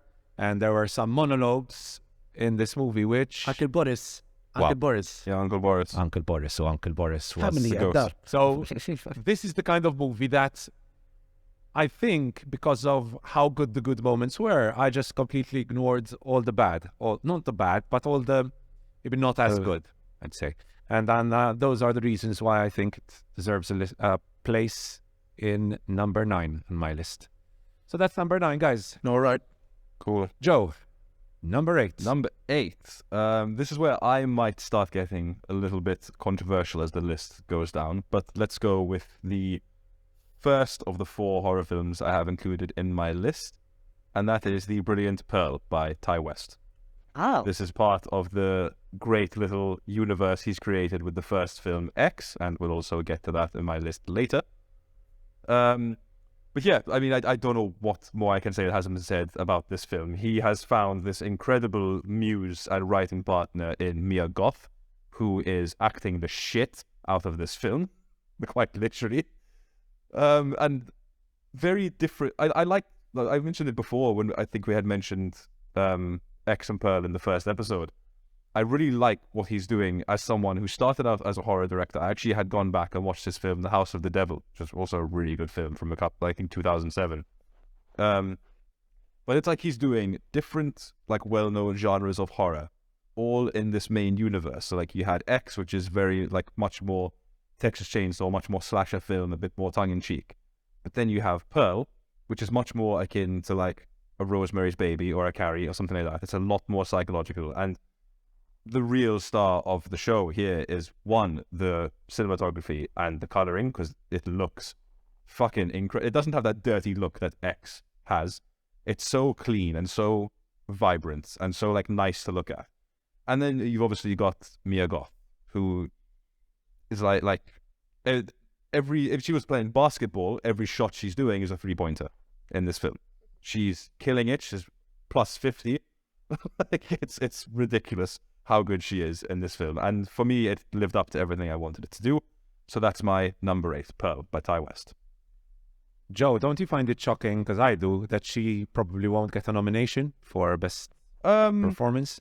Yes and no, because I find, at least in recent years, there have been particularly incredible female performances in the horror genre, which haven't gotten noticed at all. Like the 2 I can mention, Toni Collette in Hereditary, Criminal, that she didn't even get to mention, and for not even an and our Lord and Savior Florence Pugh in Midsommar didn't even get a mention.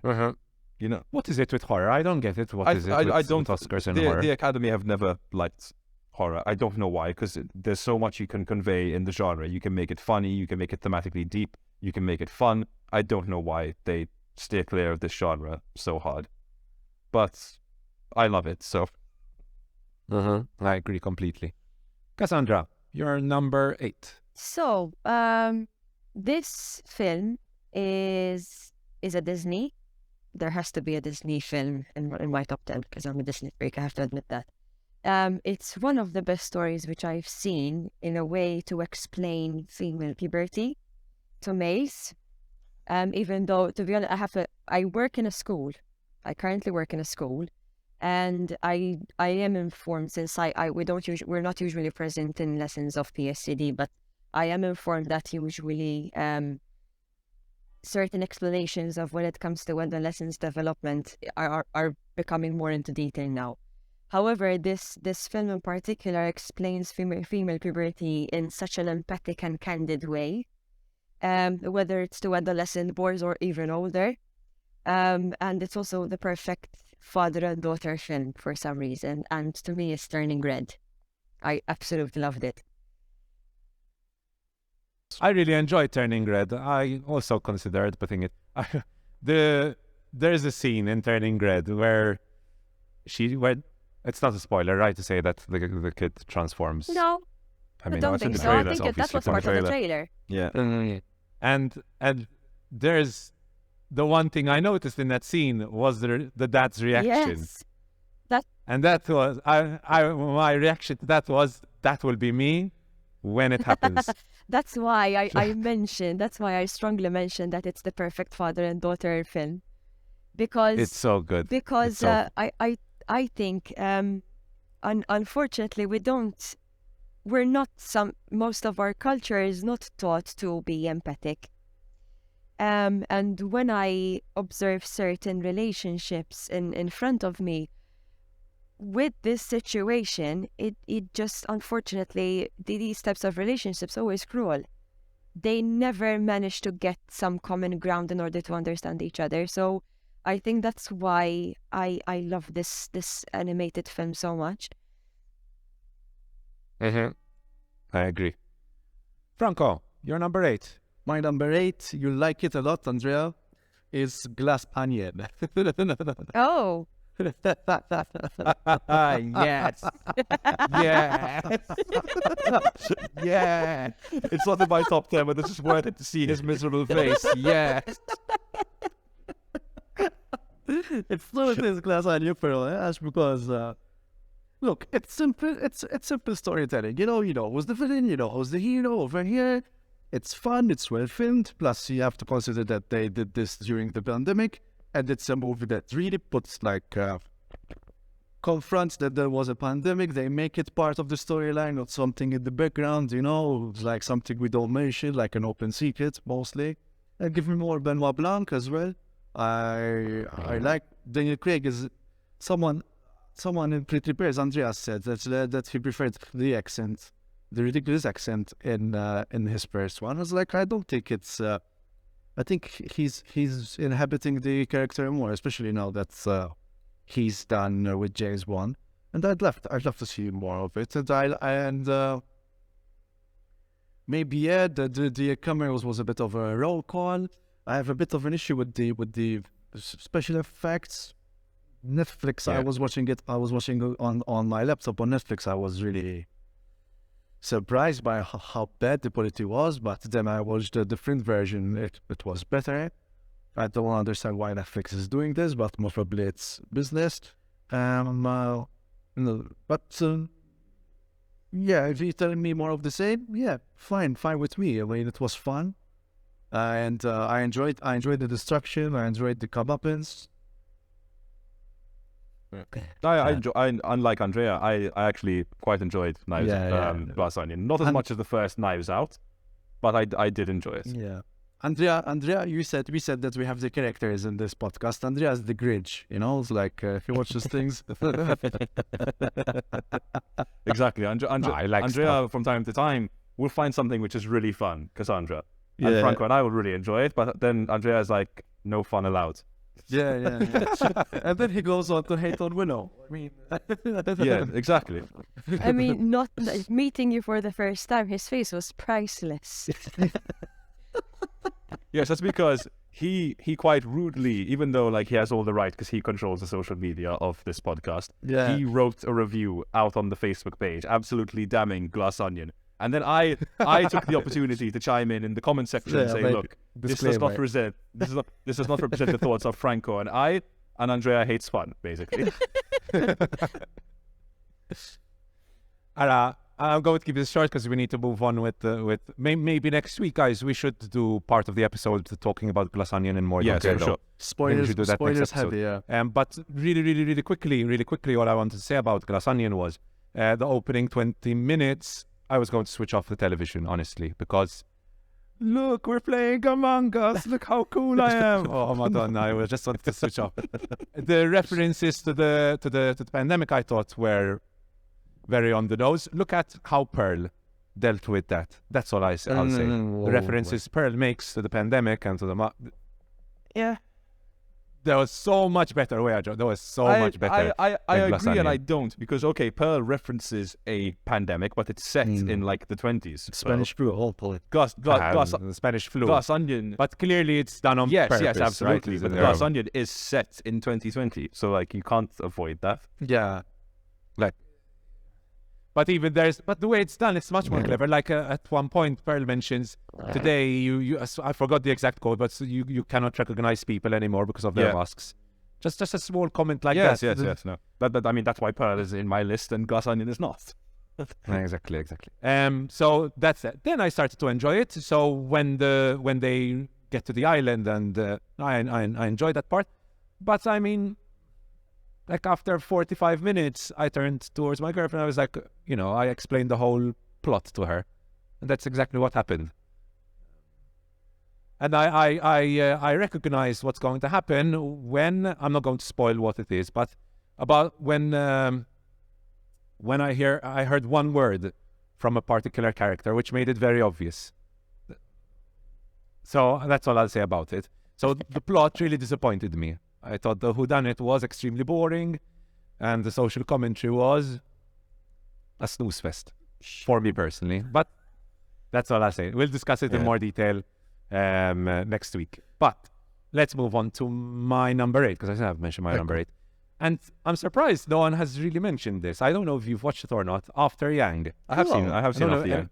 You've watched it, Joe? I enjoyed it. I like Kogo and other stuff. So I really enjoyed After Yang. I thought, although sometimes maybe there's a few issues with the pacing, but overall, I really enjoyed it. I thought that especially thematically, it's a very powerful movie. It deals with a lot of very relevant themes. I made a list of them: capitalism, like technology, AI, privacy is a big issue as well in this, family, and so on. So I thought thematically, it's a very, very powerful, very intriguing movie. And there were some beautiful scenes when Colin Farrell, his name is Jake, goes through Yang's memories and the way they're portrayed, and the cinematography by Benjamin Loeb in these scenes is just out of this world. So it's a very beautifully shot movie, very emotional as well. I was surprised by how emotional I got. I think it's one of the movies I felt most emotions in this year. So the lighting as well. I love lighting in movies. I love paying attention to these small details, and so the lighting in this especially was really well done. And kind of, so overall, powerful, emotional. I was really impressed by this. Honestly, it could have been even higher in this list. No, that's good. Yeah. Also, I wanted to mention the score. The score was very good in this as well. So this is one of those movies that almost had me in tears this year. So that's my number 8 after getting lots of love, Colin Farrell on this podcast today. I love Colin Farrell.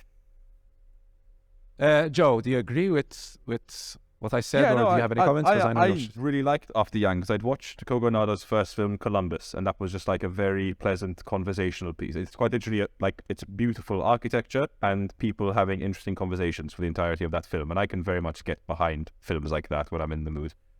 My only thing with After Yang, it was beautiful, good performances, good score. It's just very slow, even just the way everything is expressed, the way people speak.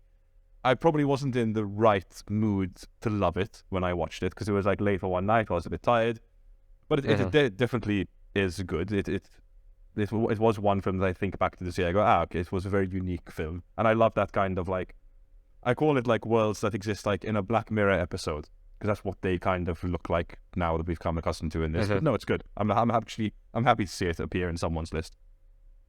No one really mentioned No. it. I'm surprised. I think it's the pacing that is Uh-huh. an issue with a lot of people. But I don't mind really slow movies. I actually sometimes I prefer really slow movies. I mean, you hate fun, so. to Uh, fair enough. But anyways, that's After Yang. Cassandra and Franco, I don't know if you watched have yet to see it. After Yang. I recommend it, but you have to, Not yet. like Joe said, you have to be in the mood Yeah. for it. Yes. It's a very, very I slow just movie. added it to my watch list actually, Mhm. because Yeah. I'm trying to keep up with the names of the films which I haven't even heard of. So I'm trying to literally opening every tab on my browser, my web browser. So yes, it's the list just keeps getting longer and longer. Number 7. Mana, Joe, what's your number 7? 7 is a film.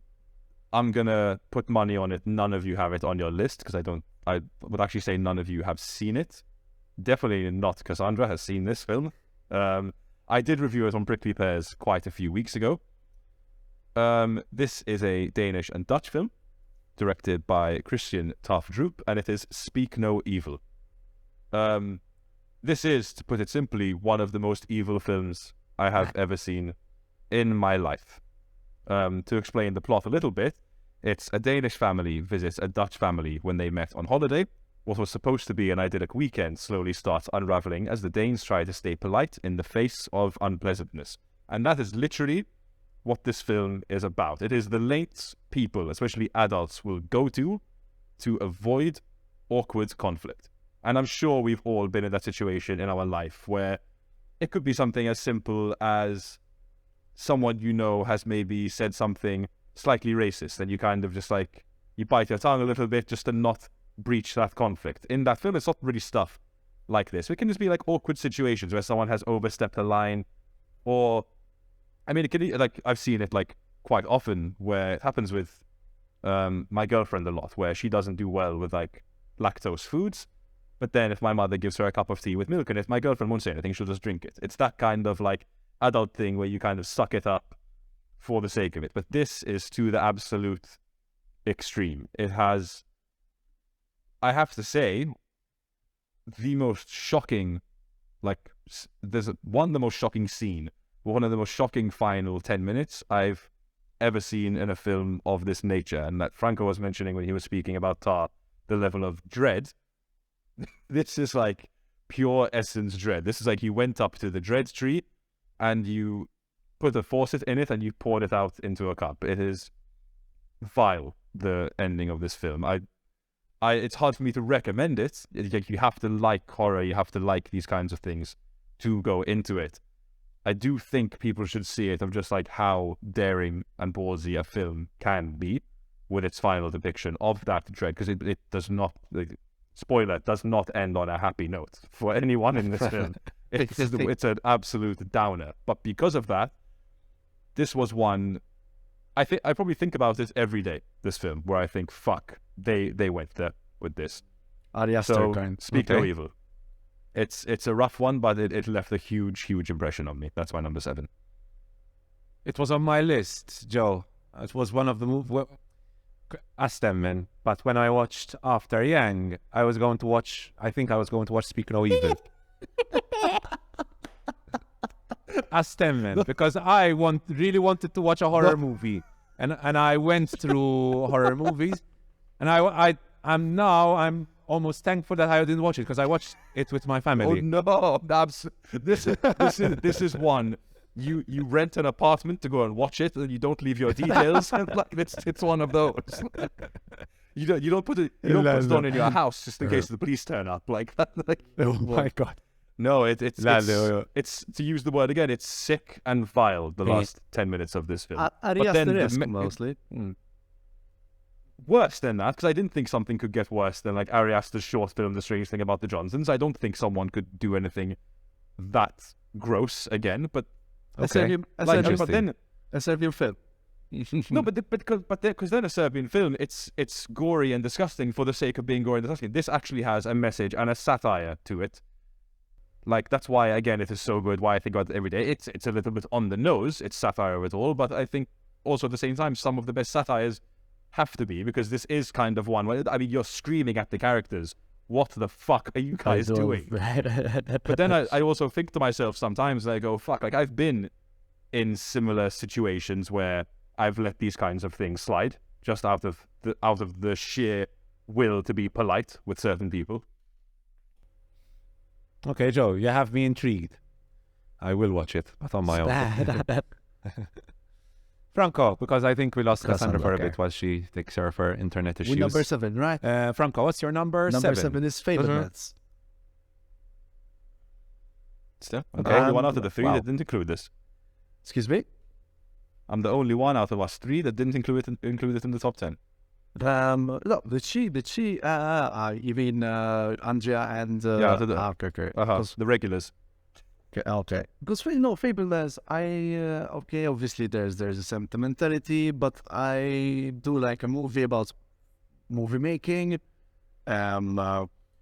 You're right about Michelle Williams first being a bit strange with her performance, but again, I've seen these kind of persons being very showy with their emotions, and there are some bits where, for example, where the camera Sam Fableman's camera focuses on her face, and she gives that sort of look of, oh God, you got me. Yeah, there were some of those moments, but then I think I went with the flow with it. It's one of the, I haven't seen West Side Story yet, just to be sure. Plus, I haven't been seeing a Spielberg movie in ages. But for example, the first few scenes, I could really relate to how you get obsessed with one particular scene and want to recreate it and have control. I related a lot to it. Especially with with the process of making it. It really resonated with me. That's why it's quite high on the list. So I'll apply high. Number 7. Nice. All right, Franco. Cassandra. Sorry about Seems that. like the internet problem is solved. Yes, I didn't hear a thing from Joe, unfortunately. Sorry. But it's fine. It's I think fine. it's good. Which was... It's a film you wouldn't want to watch. That was actually the last line I heard once the Wi-Fi went off, and I was like, okay, so it's a horror movie then. Yeah, no, you can forget it ever happened. Can I just know the name? It's called Speak No Evil. Can you say it again? Oh God, it keeps on cutting off. Sorry. I can write it in the chat. Speak No Evil. Speak No Evil. Oh well, yes. The name explains for itself, so definitely no. This is your number 7, Cassandra. Okay, my number 7 is I'm probably the only one I'm gonna mention this. So apart from biopics, I love watching orphans. They've always been a favorite to watch. This was the first time I actually watched a story based on Norwegian people experiencing the war. It was very heartbreaking to watch. It's quite long, but it's cinema worthy as well. And maybe an additional note which I would like to mention in this podcast is that I'm quite proud of to have been part of it myself as well. And this one is called War Sailor. Oh, okay. This is the multi-production, okay. Yeah. No. I had a teeny tiny part of a nurse in Halifax Hospital in Canada, basically. But the film evolves around different types of countries because it's about 2 sailors that had no option but to go into this ship for war. And they've traveled around about 5 to 6 countries. And one of them was actually Malta as well.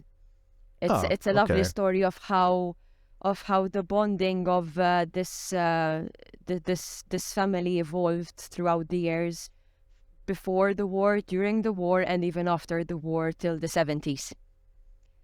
Okay, so it's got quite the scope as well. As far as yes, and apart from the family itself, there's also a special friendship between the father and his friend as well, who went with him in on the ship to war as well.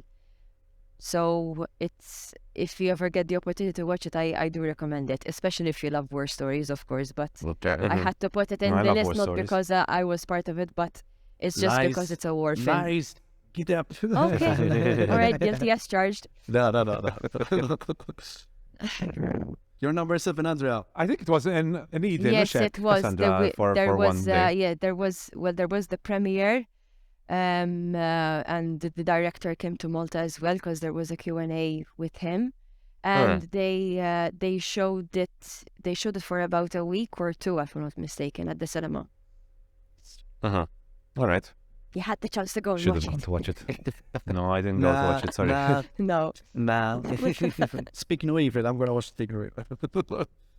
Speaking of evil, I will watch it because I love war movies. But I will definitely watch Speaking of Evil as well, though, because I love evil movies. It was also chosen as the Norwegian film for the Best International Film for the Academy Awards, okay. but sadly, it wasn't shortlisted last week. Ah, But okay. I'm still proud of it. Of course. Okay. So, my number 7, I'm not going to spend too much time talking about it because Joe covered it quite a lot already, and it's Pearl, which I loved. I thought Mia Goth was once more impressive, truly impressive, and the final scene with her. I'm not going to say anything about the final scene just in case you haven't watched it, but the final scene is just one of those. Andrea, so look at me. Just a hint. Out of Just a hint. context Just a spoiler. hint. Just a It's just a hint. It's so no. It's just it's That's brilliant. the only It's shot really I've good. watched, since I tend to follow a lot of pages related to film. It was the only scene that a lot of these pages have shared of that film. And It's a meme. It's a meme, though. Yeah. I think you do okay with Pearl, Cassandra. I'm Yes, not yes. sure. Well, It's a lot more psychological than anything else. It is. It's more of a character Exactly. study rather than Okay. like balls to the walls like X, I'm for pretty sure. example, I'm which pretty is a sure bit I'll be more. intrigued by the human behavior of that film, I guess. But Yes, no, for that, Definitely. yes, definitely. That you'll And find even just the interesting. performance is ridiculous. Okay. Well, And okay. that is why I preferred Pearl to X, and I still really enjoyed X. I really enjoyed about X. Thinking about it, like I mentioned before, it probably should have made my top 10. But I prefer Pearl because it's more of a character study, and the performance is just brilliant. So, and Joe, you mentioned as well how colorful, how Yeah, beautiful it's it all ridiculous. looks, and that's something else that caught my attention. So T West, please continue. Yeah, there's Maxine coming out. It's the final chapter, so we'll see. Yeah, Yep. So it's only going to be 3. 3, yeah. I think so. Here's the trivia. He filmed them back to back in New Zealand. all for about $1 million each. Exactly. That's like something where ridiculous. Did you get that out of that amount of money? How is it possible? How is it possible? But anyways, that's my number 7. Joe, your number 6. My number 6. This was, I mean, technically, for everywhere else in the world, it was a 2021 film, but it came out in the UK in 2022. I believe it came out in Malta in 2022 as well. I had the immense pleasure of this being my first ever film that I saw actually projected in 35mm film at the Glasgow Film Theatre. It was a special one-night-only event. And this is the great Paul Thomas Anderson with Licorice Pizza. This is Paul Thomas Anderson doing a bit more funny, this time doing coming of age, about a young boy in the San Fernando Valley who meets kind of a girl in a bit of an identity crisis. And I mean, this was just the kind of film, apart from it being projected so beautifully, I didn't stop smiling for the entire duration. It's a complete vibes piece, and the vibe is immaculate the whole time. And just to say, sadly, we lost Philip Seymour Hoffman. I think now we're going to see Cooper Hoffman, his son, really explode onto the scene, because he's incredible in this. The fact that this is his first film and he's that good in it and he's so young, he's definitely bound for great things. And the highlight of it all is Alana Haim. She's someone who I thought she was going to be quite a fluff piece. She's being put in it just because she's in a band. All 3 sisters are fantastic in it. I only thought she was going to be in it, but they're all brilliant. But she's a particular standout. And the film ends up being a lot more about her than about Cooper Hoffman's character, I felt. She has to carry a lot more of the film. Special shout out to Bradley Cooper as one of the best side characters I've ever seen in a film recently. I had a particular good time with that. I mean, but it's just, again, it's the vibes, it's the music, it's the location, it's the time period it's set in, and it's PTA. it's never ever going to be bad. It's superbly shot, superbly directed, and I had a great time with Licorice Pizza, one of my favorites of the year. Agreed 100%. I agree completely. Yeah, it was such a blast to watch. Same here. Pity I didn't put it in the top 10 because I knew that it was released last year. Even though I watched it this year, but yeah. I took my list as films that were released in my territory in 2022. So that's just me. Yeah, and I think it was number 6 in last year's top 10. Funnily enough, I think it would have been much higher on this list if I had to put it in 2022 though, because I think last year let's just say there was no Green Knight this year. Yes. Anyways, so that's Joe's number 6. Cassandra, you're number 6. So my number 6 is Guillermo del Toro's Pinocchio. Just because, even though the Pinocchio that we know is usually for kids, I saw this version deeper and more realistic when it comes to grief. And it's this is, by the way, apart from the brilliant animation that was done throughout this whole production. I absolutely loved it. It was quite unique, but I tend to go a lot with the emotions of this film, and I was very intrigued with the deep bereavement that Geppetto went through as well. So yeah, that's why it's in my number 6. Okay, I had a nice discussion on Pinocchio. I think, was it last week or the week before? I believe week before. Yeah. Franco, what is your number 6? It's a French movie called which premiered on Netflix, called Athena, made by the son of Costa Gavras. He was a great 70s political thriller director, Romain Gavras, and now I thought that this movie was the perfect marriage between his father's legacy and his style, because Romain Gavras really manages to create these sweeping, epic camera movements and crowd choreography, which are amazing. Like, there's many particular scenes, like there's the opening uncut scene, like a 10-minute sequence of pure chaos and rebellion. It's really encapsulates the anger and frustration of today's generation, marginalized generations. And I think it's a good... It's also, again, it's very political, which I like as well, and it takes you see the transformation of one of the characters, which is quite amazing. Like, there's an explosion of violence in one particular moment, which is like, out of all people, it had to come from this guy, you know. And there's a sense of Greek tragedy in it as well. But it's really interesting how he made use of the French banlieues. I don't want to use the word lightly. It's basically, it's become the ghettos of the outskirts in France. There are these big, huge, brutalist concrete buildings where many refugees and immigrants live in France, and I think it's very now. Again, because I'm used to this kind of political movies. I knew what was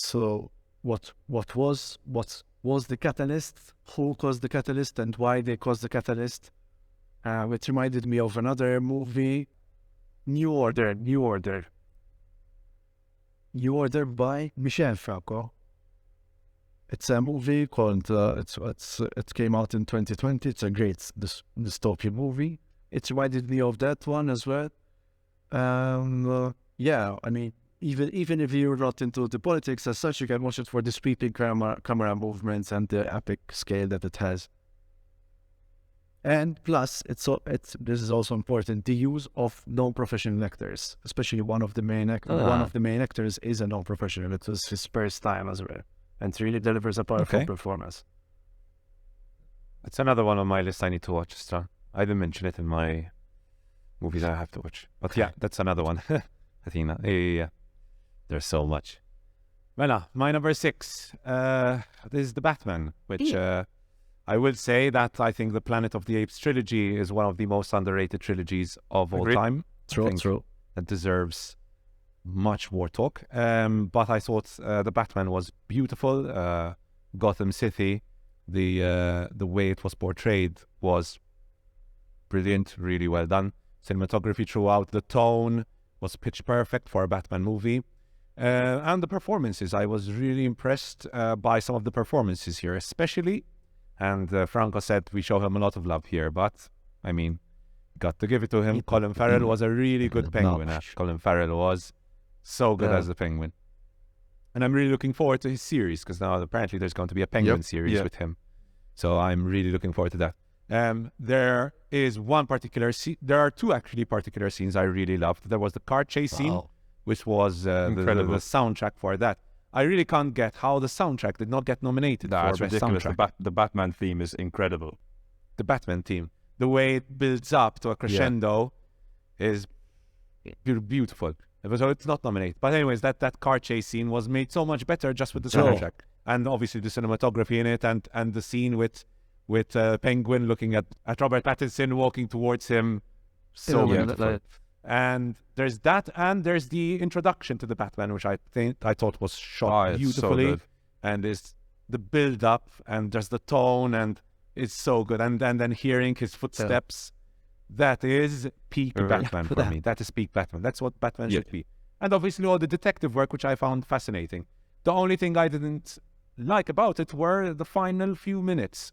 I don't think they dealt with dark Batman.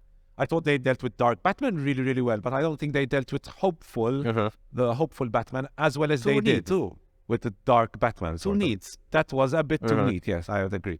I didn't really love that part, but apart from that, I loved it. So that's the Batman. Joe, by the way, because he knows about this lens. You know the Helios 58mm, right? The car chase scene, they used it. They used a modified version of it to film it. So was that the ones that they literally strapped to like the wheels of the car? Could be. Madonna, that was so good. That was one of the best action sequences in ages. Stuff. That was the moment I thought I woke up to this. It was like I still can't believe that about the soundtrack, because Andrea, you mentioned that scene of when he's walking towards him after the car crash, and the Batman theme kicks in. It's so, like you made an Imperial March like Darth Vader for Batman, and it's just Darth Batman, yeah. and Colin Farrell shouting back, "This guy's crazy!" Oh, I forgot exactly what he says, but that's peak Batman. So yes, I think it definitely deserves its place in my top 10. Number 5, Joe. Number 5. This is gonna surprise some of you here. We're going with Ty West again, and we're going with X. And the sole reason for that is obviously being a horror fan. Some of my favorite films to watch as a kid when I first started to like get into horror, and this is like, it's gonna sound ridiculous. This is when I was about like 8 or 9 years old. But my cousins had a big farmhouse out in Dingley, which we kind of had free reign over, like just to run around the fields. So then our thing at night was playing PlayStation and watching films. And we had gotten into, at one particular point in time, into classic slasher horror films. So Friday the 13th, Halloween, Nightmare on Elm Street. And we had I remember at one point we rented literally all of them, and we tried to watch as many of them as we can in a row. So I've got a special place in my heart for the dirty, gritty, but kind of tongue-in-cheek B-movie 70s slasher film. And that's exactly what Ty West does here with X. He even like brings in the fact that usually there's a lot of like sexploitation in these things. He brings that into it so well with the fact that this is a porn crew trying to shoot a dirty movie on someone's private land and things go wrong. Like I remember I watched this I had gone to see a friend in Ireland. We just went to watch it on a whim, and even brought one of his friends with us who like isn't like a lover of movies anyway. Like I think like he's like his favorite from his Gangster Squad. That's like where this guy's movie knowledge ends. But all of us, we just had like a blast throughout the whole film. We were, like, it's exciting, it's funny, it's well made, and that's why then it kind of, I just love what Ty West is doing with this little universe he's created. Just how aesthetically different it is to Pearl when you watch it. This is dirty and almost poorly made but then really well made at the same time, like some of the practical effects that are in it. And then there's the elephant in the room that is Mia Goth, again. Because, spoiler, she plays 2 characters in this film, and I dare anyone to try and find the second character instantly. Because I figured it out at the end of the film that she was playing 2 characters, because I didn't know much about this film. And it deserves its place in my top 5. It's one of those ones where, again, I keep thinking back to, despite loving Pearl, it is my top 10. X was the one that did it first for me. Okay, Joe. Cassandra, your number 5. My number 5 is okay. Let me mention the name first. So it's The Wonder, which was recently released on Netflix by I forgot. I keep forgetting the pronunciation of the director, so it's better if I don't say it. Sebastian Lelio. Lelio, yes, Lelio, yes. Lelio. So what I love There we oh, go. there it is. So what I absolutely loved about this film is because So sorry, Sunny Fuller went. Where Sunny Fuller? I was going to buy it. Korean cinema. Okay, sorry, Cassandra. That's okay. No, what I really liked about this film is that you need to be very patient to watch it. And at the same time, I realized how much the storyline was really thought out very well, because the trailer tells you already that this particular girl has been fasting for the past 4 months, which obviously it's impossible, but you wouldn't know what's actually happening until like 3/4 of the film in. So but having said that, I realized how each scene till we get to its answer was really thought out. That's why I liked it. And also, of course, it's very strong and subtly scary. That's why I said subtly scary, so it's not scary that much, of course. But I just thought how much powerful the religious influence is all into it. That's why. It's incredible how once you're devoted to such a religion, how you can be so easily influenced by people. Yeah, so B and Joe have discussed The Wonder before. Joe, we weren't too impressed by it. Florence right? Pugh is our lady and savior. Yes. Okay. She can do no wrong. Yes. She can do no wrong. I It's think true. you made a good point there, Cassandra. It does require patience, and when I watched it, I did not really have the patience for it. But it's one of the, it happens very frequently with me where I watch a film and it's very competently made. The performances are good. Where I say like, okay, it's definitely a good film, but I don't really like it. Like, there's definitely good things in it. I can see why people are finding stuff in it, but for me, those things didn't really hit. So whether it was I wasn't in the mood or it just didn't hit me, it could be anything. But it's, I mean, there's a lot of people who have a lot of high praise for it. You've obviously put it in your list of praises as well. So I'm not going to tell anyone what they should and shouldn't do. I still think there's merit in the film. Just, I didn't have the patience for it as it turned out. My issue with it was it didn't have that like one moment where I was like, wow, or that gut punch moment. I think That's mine was what disappointed me a little bit. the only scene in as a matter of fact, that the only scene that for me hit that moment was when she went early for her shift and sent the nun away and had that conversation with the girl in the bedroom. There were some sort of predictions which I was right about towards the end of the film about the nun. That's all. That's all. All right, fair enough. But I Okay. did like the fact, for me personally, I did like the element of being patient while I still like the pace of it and it wasn't going slow, and I wasn't getting fed up of watching it, because that's what actually scared me from watching at the beginning of the film. Okay. Franco, you're number Number 5. 5. It is a T West movie, but it's not X. It's Pearl for me. And one was something that you didn't mention. It's a very interesting element that I saw is how he subverts the melodramatic elements Yeah. of the 1950s movies and the Technicolor, how he contrasts the Technicolor pop of color with the horrible nature that is Pearl, basically. And again, no need to stay long with it. Mia Goth is a great muse. I think this movie rests more on Mia Goth than T West, because Mia Goth is also wrote the screenplay. And did she also write the screenplay for X, Joe?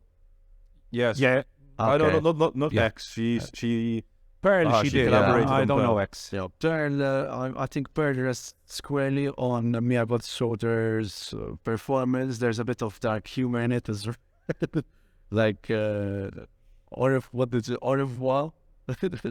What was it? yeah. It also goes into a musical, and and thanks to this movie we have the meme of "I'm a star."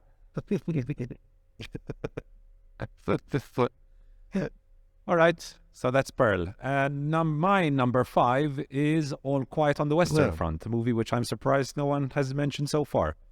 I think it is the movie from 2022 that will leave the most impact on me. I thought that there was some shocking stuff in it. I love war movies, and I think that the horrifying vision of war that All Quiet on the Western Front has presented here is something that should be watched by any politician, to be honest, who has any kind of power, because it's really will leave an impact Anyone on in you. particular? Anyone in particular? But apart from obviously the Any politician in particular? Vinny Affin. But apart from obviously the message, it is obviously clearly a very well made movie. I was actually impressed by how good the CGI was in many of the battle scenes. There is one particular scene involving a tank, which is pure horror. It's just, I watched it at home. Obviously, it was on Netflix, so I wish I could have seen this in the cinema. But just seeing the tank moving towards our protagonist was horrifying to see. So it has a lot of horror moments. Almost can consider it a horror movie, to be honest, at times. Throughout, it is epic, but not epic in the yay, bring out your flag and the epic music going on. No, it's just horrifying throughout, but it's all done on an epic scale, so that impressed me a lot. And the tension throughout is palpable. It's just it has a lot of tension. I must also say that I was really impressed that our protagonist, the actor for our protagonist, was Felix Kammerer. It is his debut on screen, and I thought that his portrayal of this young teenager who goes from this like idyllic life to obviously to the trenches in World War One. The way he portrayed all that was really well done. So I was really shocked. It was actually his first time on screen. So high praise for All Quiet on the Western Front. I have high hopes it will not only be obviously nominated for Best Foreign Picture, but also nominated for Best Picture in the Oscars. I think it definitely deserves it. And that's All Quiet on the Western Front. I don't know if anyone here has watched it. It's in my watch list. I had mentioned it earlier, in fact. Watch list as well here. Also, guys, I just changed. It's very gory, Cassandra. Yeah, I know, but since it's a war film, I will definitely watch it. Within it, I've actually just put a few seconds of it, but then I realized that it's a long one to watch. But I knew for sure was that the few seconds that I watched had a really, really nice cinematography. So it's a pity to just really watch good, it on a television screen. Yeah, I think that Deserves that's cinema. why I didn't enjoy it Joe. so much. I feel like I needed to watch it in the cinema. I just changed the number one, guys. Franco. I just changed my number one. Alright. Yeah, Let's move on. this is where my Mela. list gets difficult. Joe, Yeah, number this 4. is where, when I messaged you earlier, I said when I was finalizing my top 10, I said this is where I feel like I'm killing my children, because these 4 films, I mean, to be fair, most of my top 10, if I, like, even now speaking about some of the films, like we're speaking about the Batman, it's going back to my head, I'm going, fuck, it's so good. It could have creeped into my top 5, like, but these final 4, whatever mood I'm in, they could be my number 1 of the year. But I'm going to stick with how I put them in, and my number 4 is a film I watched extremely recently, just last week. It is technically a 2021 film, but again, it came out in the UK in 2022, and that is Joachim Trier's The Worst Person in the World. I would, if it was This was one. if it was the 2021 list, it would be my top 5 for sure. Same. It's a tough one to talk about, this one. I watched it the other night. Luckily, it was on Amazon through Mubi in the UK. Like, I haven't seen a film which depicts, at least, I mean, I think we're all roughly the same sort of generation and age here, that kind of depicts the kind of anxiety aimlessness and aimlessness, and how unsure we get to be in this thing we call life due to stuff like social media and stuff like that and societal norms. And so, I mean, like, on my Letterboxd, my review of this film was, I gave it 4.5 stars out of 5, and my review was one word. It was fuck. And and I had the complete wrong impression of this film, because like I'd seen reviews of it throughout the year, people calling it like quite funny and stuff, and there are some funny moments. I was expecting something fairly light-hearted or like a black comedy, but like then the last half an hour of this film is just one gut punch after the other, and then it just gets that ending. Like I was literally, it as soon as it ended and the credits started rolling, I literally stayed lying down on my sofa just looking at the credits, just like blank face. Like, what just happened, kind of thing. Like, I did not expect it at all. I'm glad, because I owe it to Franco and Andrea telling me you should definitely watch that before the year is up. And I'm glad I did. I loved it's hard to say, but I loved The Worst Person in the World. Uh-huh. I agree. It would definitely have been on this list. I was it if it was 2020. I watched it again in Korea, in Korean cinemas. Another funny story, because isn't there a chapter about feminism? Yeah. And I already, obviously, since I've already seen it before, I knew what was coming up. But some people, when they saw feminism, they went out of the cinema. Cassandra, have you seen this movie? Again, it's in my watch list.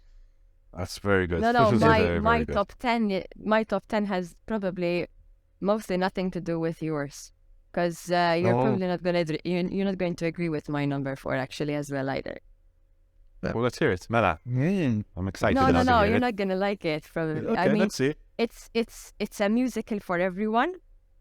I loved it because I loved the way it was filmed for television, because it was out on Netflix, if I'm not mistaken. Yes, yes, it was. And it's rolled as Matilda the musical. I absolutely loved it. Okay. I usually watch a lot of musicals on film. And I believe that this one in particular, the cinematography and the story of the musical matched, I think, thoroughly in the perfect way. That's what I believe. With how we know it, this is obviously forget the 90s Matilda film. I haven't watched the actual musical in theaters, neither, but I just love the way, I love the set design. I loved every bit of each scene. I love all the details. And they just put an actual theatrical film on television. I just didn't have the time to go and watch it at the cinema. That's what I wanted to do. I just didn't have time for it, unfortunately. No, and to be I honest, know that you don't agree with it. No. To be honest, it's quite highly it. reviewed. It's quite highly reviewed as well. So it is very highly reviewed. I'm sure it's good. I just haven't seen it yet. Yeah, me too. I'll definitely have to watch with my girlfriend. She's a big fan of musicals, and I like a good musical here and there. So I absolutely loved it. Yes. Cassandra, I don't know if you know, but I'm a teacher of English, so that's the one reason I haven't watched it yet, because I do Matilda's. I've had to read and cover Matilda so many times imagine throughout the I years can that imagine. I'm just bored to tears. and having to show certain scenes here and there from the 90s movie. Of course, yes. I'm bored to tears of it. So that's why I haven't watched it so far. But I've heard I a lot can of totally understand. very good reviews. It's really good, and I love on- Emma Thompson's portrayal of Mrs. Strangepoint. Strange- She is so Strangepoint. good. She is so good. Emma Thompson as a Strangepoint I is genius love casting, to be the fair. actress herself because I believe she's a very talented one, but she nailed it. She nailed it in this musical, and even Stephen Graham. Mm. It's just Stephen Graham. Yes, this as yes, well. he was the father of Matilda, Oh, like Mr. Wormwood. Ooh, Yep. all right. Oh, no, Yes, man, yes. I think I'll watch it now. Is it on Yes, Netflix? Yes. it came out on Christmas Day, if I'm not mistaken. Oh, okay. I think my girlfriend will enjoy watching I that. just ended up watching it at a friend's house, so I have no idea whether she had it on Netflix or no. I have to be honest. But we were All right. just invited and decided to just watch it, and it was I Okay. just literally listed it because I just watched it just yesterday. It was really good. It was really nice to watch. Here's another one to your list, Cassandra. Nice. If you like Emma Thompson, good luck to you, Leo Grande. Tell me. Yes, that's another one. It's already listed. I know. Because there's I Emma know. Thompson. Right? Franco, you're My number number 4. 4 is Tar. I mean, I'm still Here we go. I'm still thinking about the movie because it's people are talking about it. I'm sorry, it's not a movie. To be honest, here's one thing that you have to keep in mind: go into this movie with an open mind, with no expectations. And personally, I don't think it's a movie about cancel culture. It makes a comment about cancel culture, but for me, it's just a character study of a very complex woman. Sometimes you sympathize, sometimes you disagree, and that's why I think that the fact that it keeps you at an arm's length works in favor of this movie. I can see what you're saying, Andrea, that there's a sense of coldness, this essence of keeping you at an arm's length, but I think it helps you to have a helicopter view of this character and what she does and what she doesn't do. And the cinematography is great, and the boss monologue is amazing, and I think it's one word encapsulates the whole movie: haunting, and that's what I'm going to say. It's a good hint about as well. It reminded me of Haneke's Cachet, Hidden, and it also reminded me of Polanski's Repulsion. I wonder Very interesting. I wonder if Kate Blanchett and Todd Field actually saw these movies. And there's one I'm monologue, sure they have. uncut monologue about Bus. Kate Blanchett should win the Oscar. That's all I'm gonna say. Oscar's overrated, but No, I agree about the Oscar but part, Kate yeah. Blanchett should win the Oscar. Best performance, she should take it. Okay, so I agree with everything you said, Franco. It's just, I don't know, maybe it's my personal preference with movies. I like to have a little bit of some kind of like emotional connection with characters. I think it's something I like in my movies, and there was no emotional connection with the character. There's absolutely nothing. That's the one reason I think I didn't put it on Have this you list. seen Consequence? Did you ever feel for... Sorry, Franco. No, ask her. No, as in, I don't know if... Did you ever feel any kind of emotional connection with the character? Any kind of... There were some moments of empathy, but I don't feel that this character should be empathized with. It should be understood. No. It's obviously, it's clearly the intention of the movie, or the intention of the director, and of the whole thing, the way it's shot, the cinematography. It's all like you're observing someone, but you're never kind of made to empathize with them. So that's where I struggled a bit. I empathize more with the side characters, to be honest. That's one thing. And secondly, I'm interested to see what you think about Le Conseguenze dell'amore, Consequences of Love. It is the second movie of Paolo Sorrentino. I'd be interested to see, because you're speaking about empathizing with the character. So, what was I saying? So, when it comes to reviewing movies, sometimes the issue is you either have a really good experience and you come out of the cinema with a really positive feeling about the movie. And maybe, so like I was saying, maybe my number 4 is not as good as number 5, number 6, 7, 8, 9, not even 10. So my number 4 is Top Gun Maverick. I had a blast at the cinema. I watched it on premiere night, and just the experience, just seeing all the pilots in their uniform and everyone cheering during the majority of scenes, and the gasps of horror when you feel like Cruise might get hit, and just the experience, the whole emotional experience I went through watching the movie was a reminder of why I love cinema so much, why I love going to the cinema so much.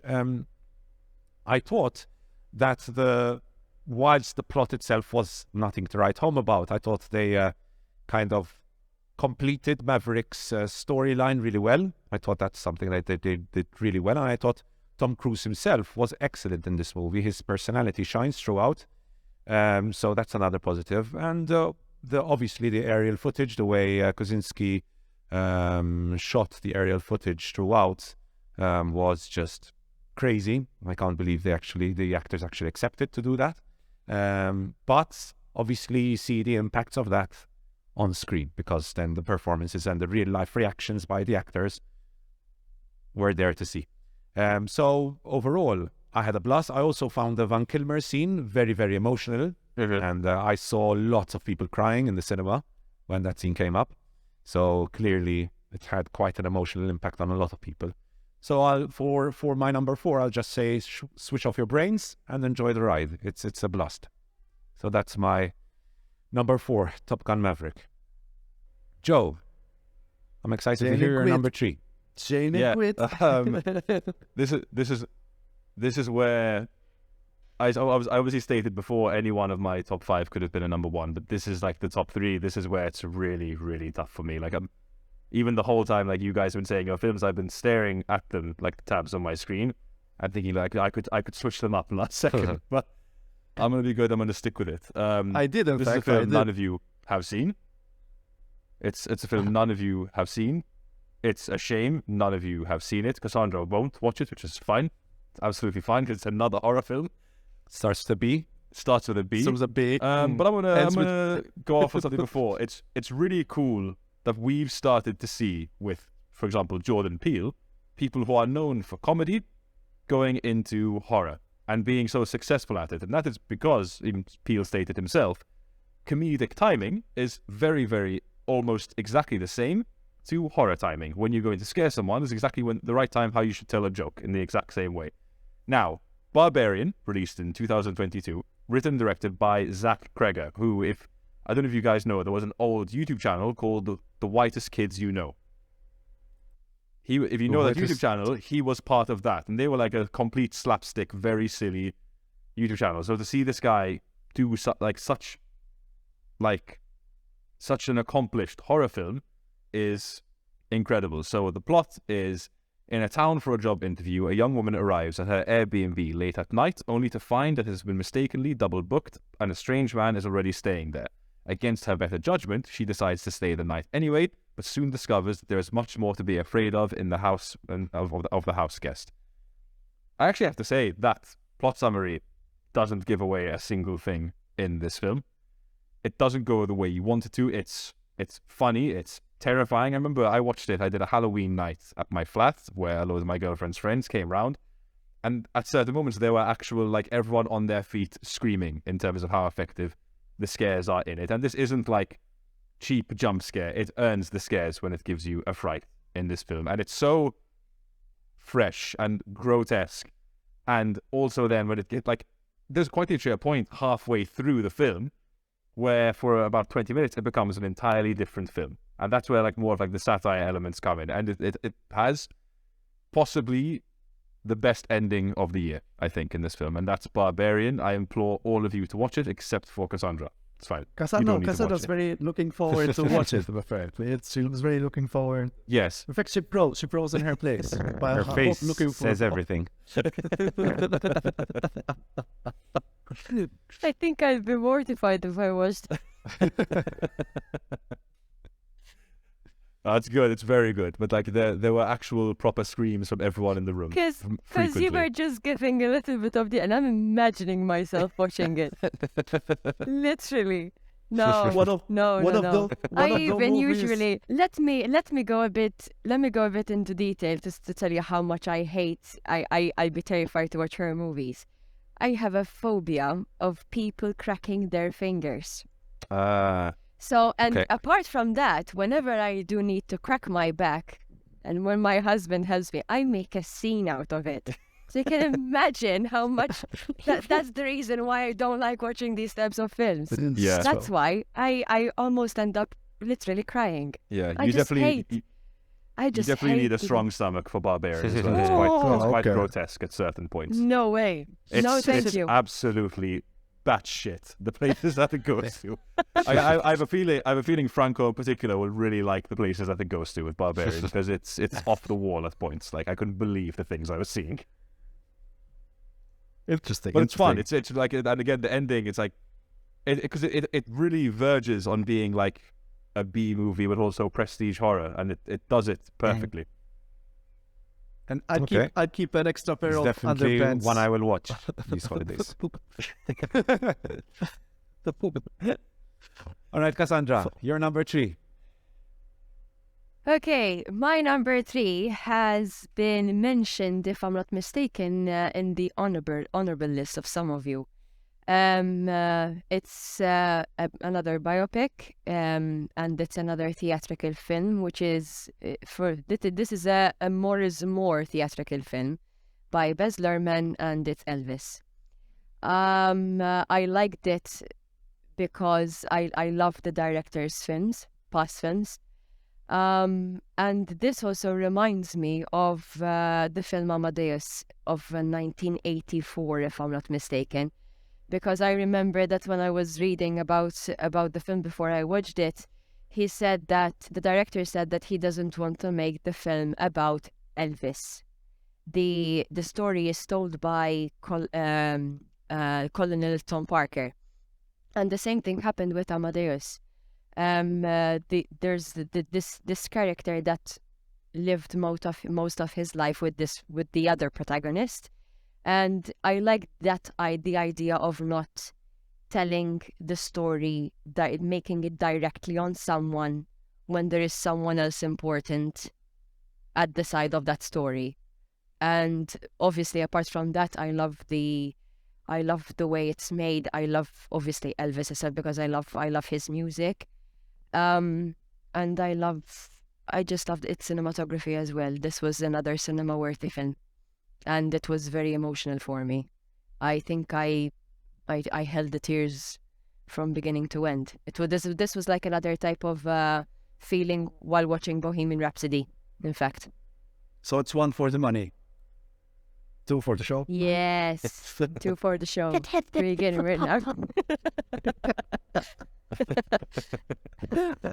Slip it. I had a blast Andrea. with Elvis, I'll be honest. No, I'm not. I'm not going to edit that part out, definitely. I had a really good time with Elvis. Sorry, Franco. You have to snip it. The teaser, snip it. Ah, fair enough. Always one of Franco's lame dad jokes. So yeah, Elvis, I can see why it could get on this list. I had a really good time with it. I had some issues here and there though with the movie as well. Certain parts of its portrayal of Elvis especially, but the performance was amazing. The performance was really good. Austin Tom Butler. Hanks. That's the only thing which I wasn't sure about. I'm not sure if Tom Hanks was the right actor to cast as Colonel Tom Parker. That's all. That's I all. agree with you. But the think- rest, I mean, I know how much method acting as a preparation can be quite contradictory between actors. But and I know that Austin Butler actually abandoned his family for about 2 to 3 years to do his method acting to prepare himself for this role. But as much as contradictory as it is, I believe that he did a really brilliant job. Okay. I don't. So that is I'm not Elvis. aware of. I'm not aware of scenes that weren't accurate as how Elvis was in real life. I have to admit that. Maybe you mentioned something earlier. I think Andrea. I read about, because I'm not a big fan of Elvis, but I read people who are experts on Elvis mentioning that there were some scenes which were apparently inaccurate. I don't know. I don't know anything about Elvis, to be honest. I just know his songs. That's it. But I saw a lot of like Elvis experts criticizing the movie on this Yes. aspect. That there Well, were, what I wanted to mention is that the one part which was definitely inaccurate was how the was how Elvis uncovered the situation with the relationship with Tom Parker on stage. That happened completely differently. What I was referring to was his actual portrayal of how the person in real life was. But I know that there were some inaccuracies for sure, because I looked into them, and yes, it wasn't. They were different. They were quite different. So I thought Austin Butler's stage presence especially was impressive Yes, as well. absolutely, That was literally was Elvis in the movie. exactly. Okay, so that's Cassandra's number 3, Franco. Your number 3. My number 3 is a Korean movie by the name of Decision to Leave. I call it Park Chan-wook's Vertigo. It has the same element of being fascinated by this almost illicit relationship between the detective and his prey. And it's visually amazing. I love the transitions. Camera work is great. Obviously, I have it is obviously in my top 3 because it has a special place. I saw it in a Korean cinema as well. I was very happy to see it. Like, to be one of the first to see it, and it's really interesting how it was a great response to the eroticism that was the handmaiden, right? Handmaid. It was a great, because I would consider Decision to Leave an erotic movie, but without the eroticism. It's very subtle. It's in the subtext. There's a certain sense of attraction between Tam Wei's character and Park Hae-il. Park Hae-il. Yeah, Tam Wei is really attractive in this movie, like unbelievably attractive. And I really, when I saw it again here in Malta with my Korean friends, I really saw some foreshadowing. I really saw some really great foreshadowing about. And then the last scene is just this is the master that is Park Chan-wook. Even though the characters have lots of flaws, are imperfect, the last scene still resonates with it. I'm not going to say anything. It still resonates emotionally. I agree completely. Thought Decision to Leave was... I'm not going to say anything about it. Unfortunately, haven't seen it yet. Hey, I said to stand up. Have you seen it, Cassandra? It's a very good movie. I told you, I've been busy, unfortunately, writing word assignments throughout the first 7 months of this year. So I barely had the time to watch anything. And then as soon as summer started, I just realized that there weren't any good movies to watch. And then that's why I noticed the pattern of the good releases were towards the end of the year. And Oscar that's runners, when no. I barely had... I usually have time maybe in the weekends to watch movies, but or series, because I'm usually in bed by around 9 o'clock, because I wake up at 5 in the morning. So that was quite difficult for me to try and plan stuff for this year, unfortunately. Okay. So but yeah, it is definitely...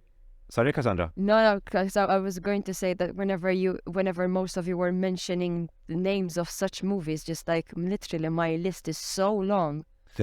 I just don't know when I'm gonna find time to watch them. Okay, so that is Franco's number 3. My number 3 was just like Top Gun, one of the best cinema experiences I've had this year. But so the movie is The Northman. I thought The Northman was incredible, and I love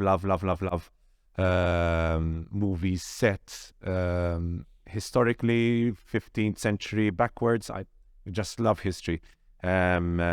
Last year, I thought if I didn't love Dune as much as I loved it, I thought The Green Knight would have been by far my favorite movie.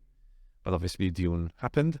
However, I must say that I thought The Northman was an impressively made movie. Reading about the amount of work Robert Eggers went into to make it as historically authentic as possible, with everything from the weapons, the armor, the wood they used to build the sets, the using Viking instruments for the soundtrack. Everything is historically authentic, and hats off to Robert Eggers. I have absolutely no idea how he managed to convince. I don't know who gave the money to him. I don't know how he managed to convince them to give him 90 million to make this brilliant movie. But I'm so glad he did. I know probably it'll never happen again because unfortunately, financially, it wasn't that great of a success in the cinemas. I'm obviously sad to hear that because I want to see more of Robert Eggers' epic movies. But I just had a blast with The Northman. I thought, like Joe said, Skarsgård's performance was batshit crazy. There are some certain scenes that I loved, especially it was the Berserker dance scene where they start to get, the Berserker mood, and that scene, the dancing scene. That's when I was like, yes, this is my kind of movie. Yeah. I also love the opening when Skarsgård's father, what was his name? Ethan Hawke. I forgot what the Skarsgård. Ethan Hawke. Ethan Hawke. When Ethan Hawke arrives, and he was King Orvandil. He arrives, and the one take scene of the whole village was so good. Wow, just wow. And I read an interview with Eggers about how difficult that scene was to record because of obviously the weather and apparently it was incredibly hard to be on set and to get into because everything had to be incredibly authentic. So, but I applaud Eggers for the effort he went into this movie. I had a blast with it. I thought that it was definitely one of the most beautiful movies of the year. And yes, I just enjoyed it so much. So that is mine. And yes, Nicole Kidman. I thought she was going to be completely miscast in this movie, but surprise, surprise. No. Fantastic. Hats off to her. She was brilliant. So that's my number 3, The Northman. Joe, you're getting close to the end. Your number 2. My number 2, in a time and in a year where multiverses are very much the in thing, where Marvel tried to do it and they made it as totally fucking bland with Doctor Strange, the Multiverse of Madness.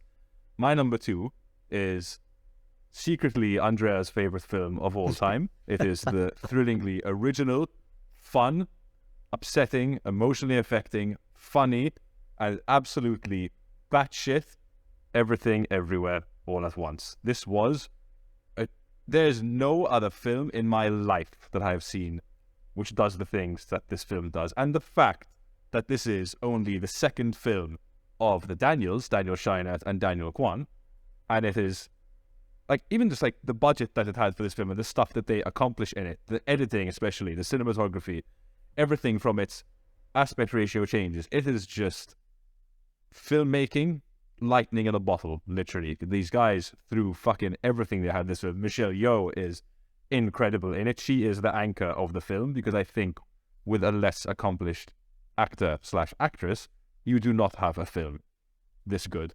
And I actually owe it to this film with a certain moment that it was the only film all year. Unfortunately, I did watch this at home. When I say unfortunately, it didn't take anything away from the experience for me. But it is the only film this year where something so funny happened, I had to actually pause the film and cry laughing for a bit, which you guys, if you've seen it, will know as the butt plug moment. I couldn't believe that they did that in this film. where I literally had to pause it and sit back and just laugh and then get back into the film. Again, this, like, even speaking about it now, I go like, this should be my number one because it is the most movie to ever movie. But So it's same. incredible. I can't understand why some people just couldn't get into their system how good this film is. And it's not just because it's like bold and it's funny and it's all over the place. Its core message is so resonant of nothing matters and we're all just pieces of shit, because what matters is the here and the now, not these big stupid things. And that is a universally like incredible theme, and I love it. I can't wait to see what the Daniels do next. Franco. Okay, so that was exactly the same moment. I also had to pause the movie to just laugh out loud. So I couldn't believe they did. When they panned the camera to it, I'm like, no, that's not gonna happen. It happened. Yeah. Cassandra. Just the choreography of it as well, like the fight scenes are off the wall. They're ridiculous.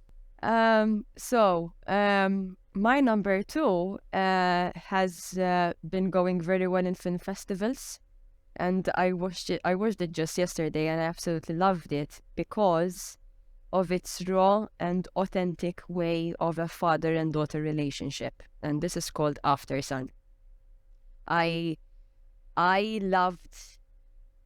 So, we usually tend to watch the idealistic ways, maybe, if I can call it that way, of how such conversations evolve when two people are trying to make the relationship a bit better, whether it is a couple or a parent and a child, whatever it is. But what I noticed in this film was that the shot was just made perfect to make a conversation, a scene, look so natural as possible. And that's why I absolutely loved it. I love Paul Mescal because I loved him in Normal People. Okay. He was so good. And Frankie Corio had never done acting before. Yeah. And I think she did an incredible job. And that's why I love this film. I agree completely. It's good. After Sun's very good. Franco and I were less big on it, especially Franco. I like it. Franco likes it less. But I do see what people are seeing in it. Last time I mentioned that I almost skipped the ending, but then I'm glad I didn't, because it was one of the greatest endings I've ever seen. With the transition of Under Pressure. I wasn't completely sold on it. I mean, but I look forward to see what the Charlotte Wells will come up with next. And with that said, my number two is Banshees of Inisherin. Banshees of Inisherin. Yes. I again, more love to Colin Farrell. A great performance. It's a great and sad performance, I would say, even to the smallest characters like the barflies, the bartender. I remember that scene when he's giving a ride to one of the students, and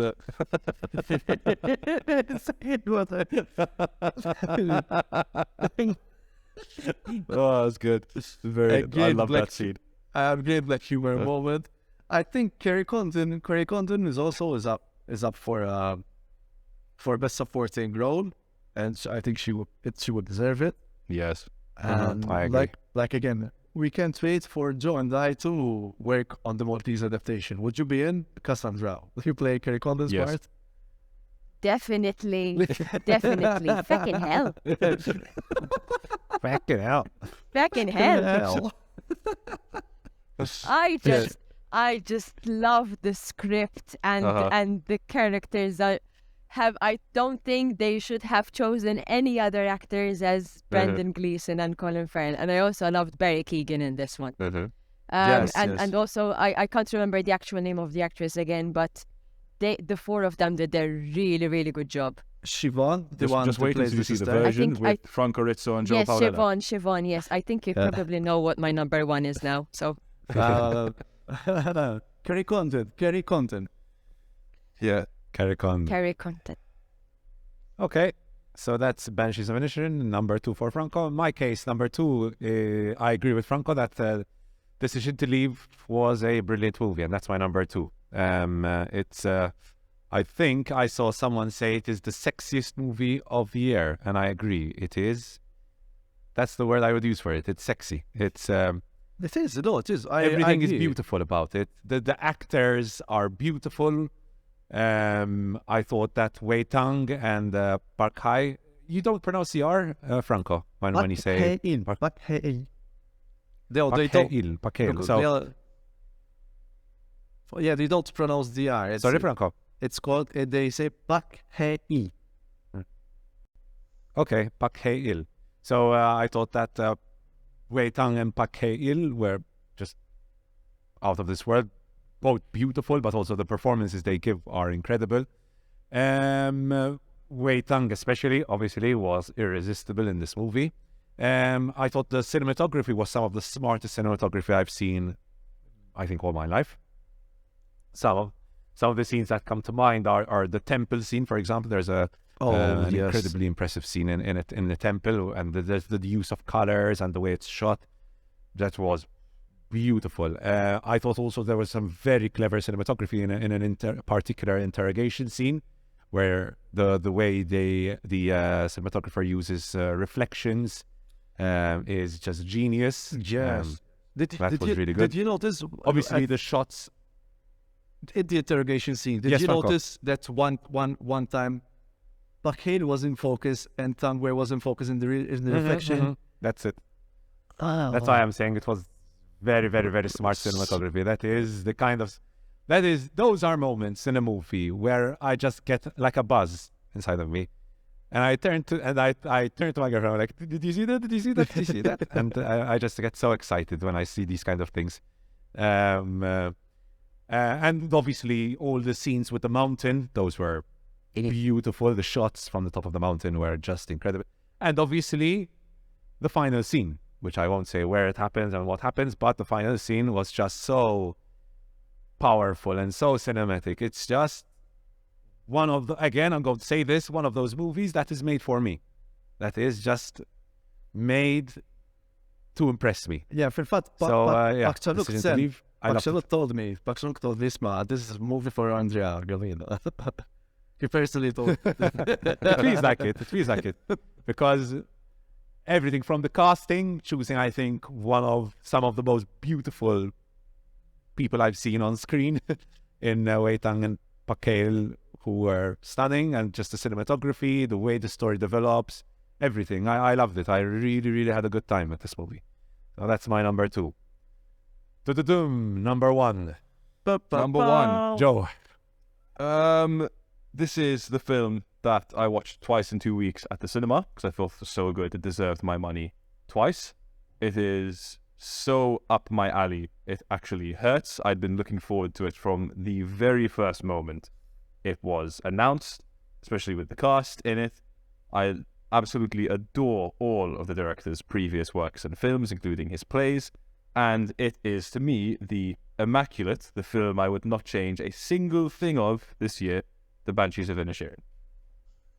We've already discussed this, and Cassandra's currently fist pumping the sky because I know that she agrees with me. Guys, what's wrong with this film? Nothing. Andrea, I'm appalled that it is not in your top 10.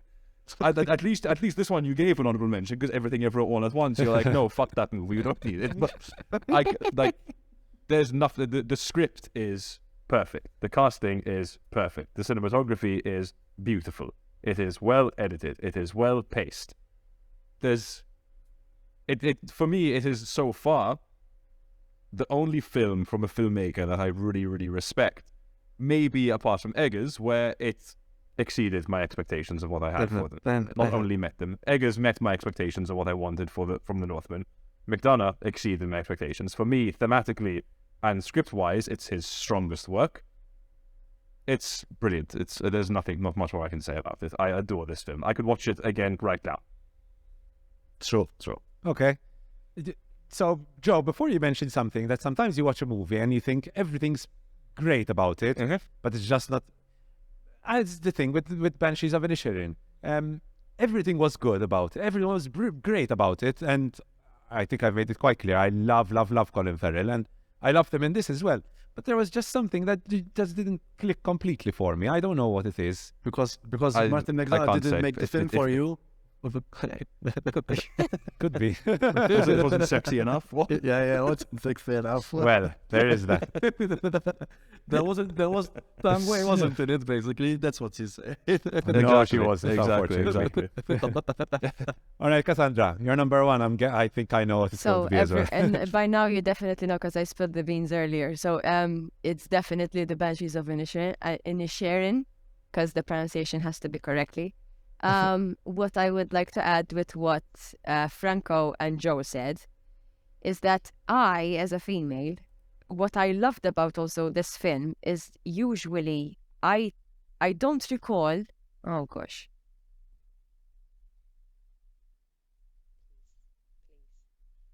Please. No. There's going to be some tricky Am I editing back? No. I have to do No. here. Am I back? Am I back? Fucking hell. You're back now. You're back. Fucking hell. So, what I wanted to say is that I don't recall that throughout all the films which I had seen where conflict was between two individuals were mainly females. And what I noticed was this conflict between two male best friends, which I don't recall seeing this in any other film that I had watched in my entire life so far. And I love the way this conflict evolved in such an extreme ways of how really certain things you wouldn't expect a person would do. Like, instead of, I'm not sure if the camera work is going to be shown in the podcast instead of mentioning it, because I don't want to spoil anything.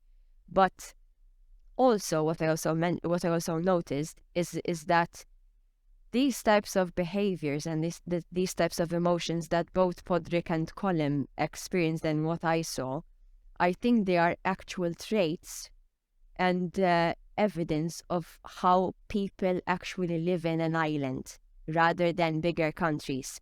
That's what I loved about this film. It's about maybe, and I think it's because I can also empathize with both characters myself, because I don't want to get personal, but I know the feeling of being conditioned with accepting with what you can be offered throughout your spectrum with where you live, but then at the same time you just want to do something else that no one can offer you. And that's what I loved about the whole story of it, by just simply showing this fight of two males and how it evolved. But I could really empathize with the emotions and how both characters led towards the end of the story. I just loved it. I absolutely loved it. In fact, they describe it as a breakup movie in a certain sense. It is. Franco, you're number one. Let's go. So my number Bring it one home, is Franco. Prove. my number one is Black Adam. What?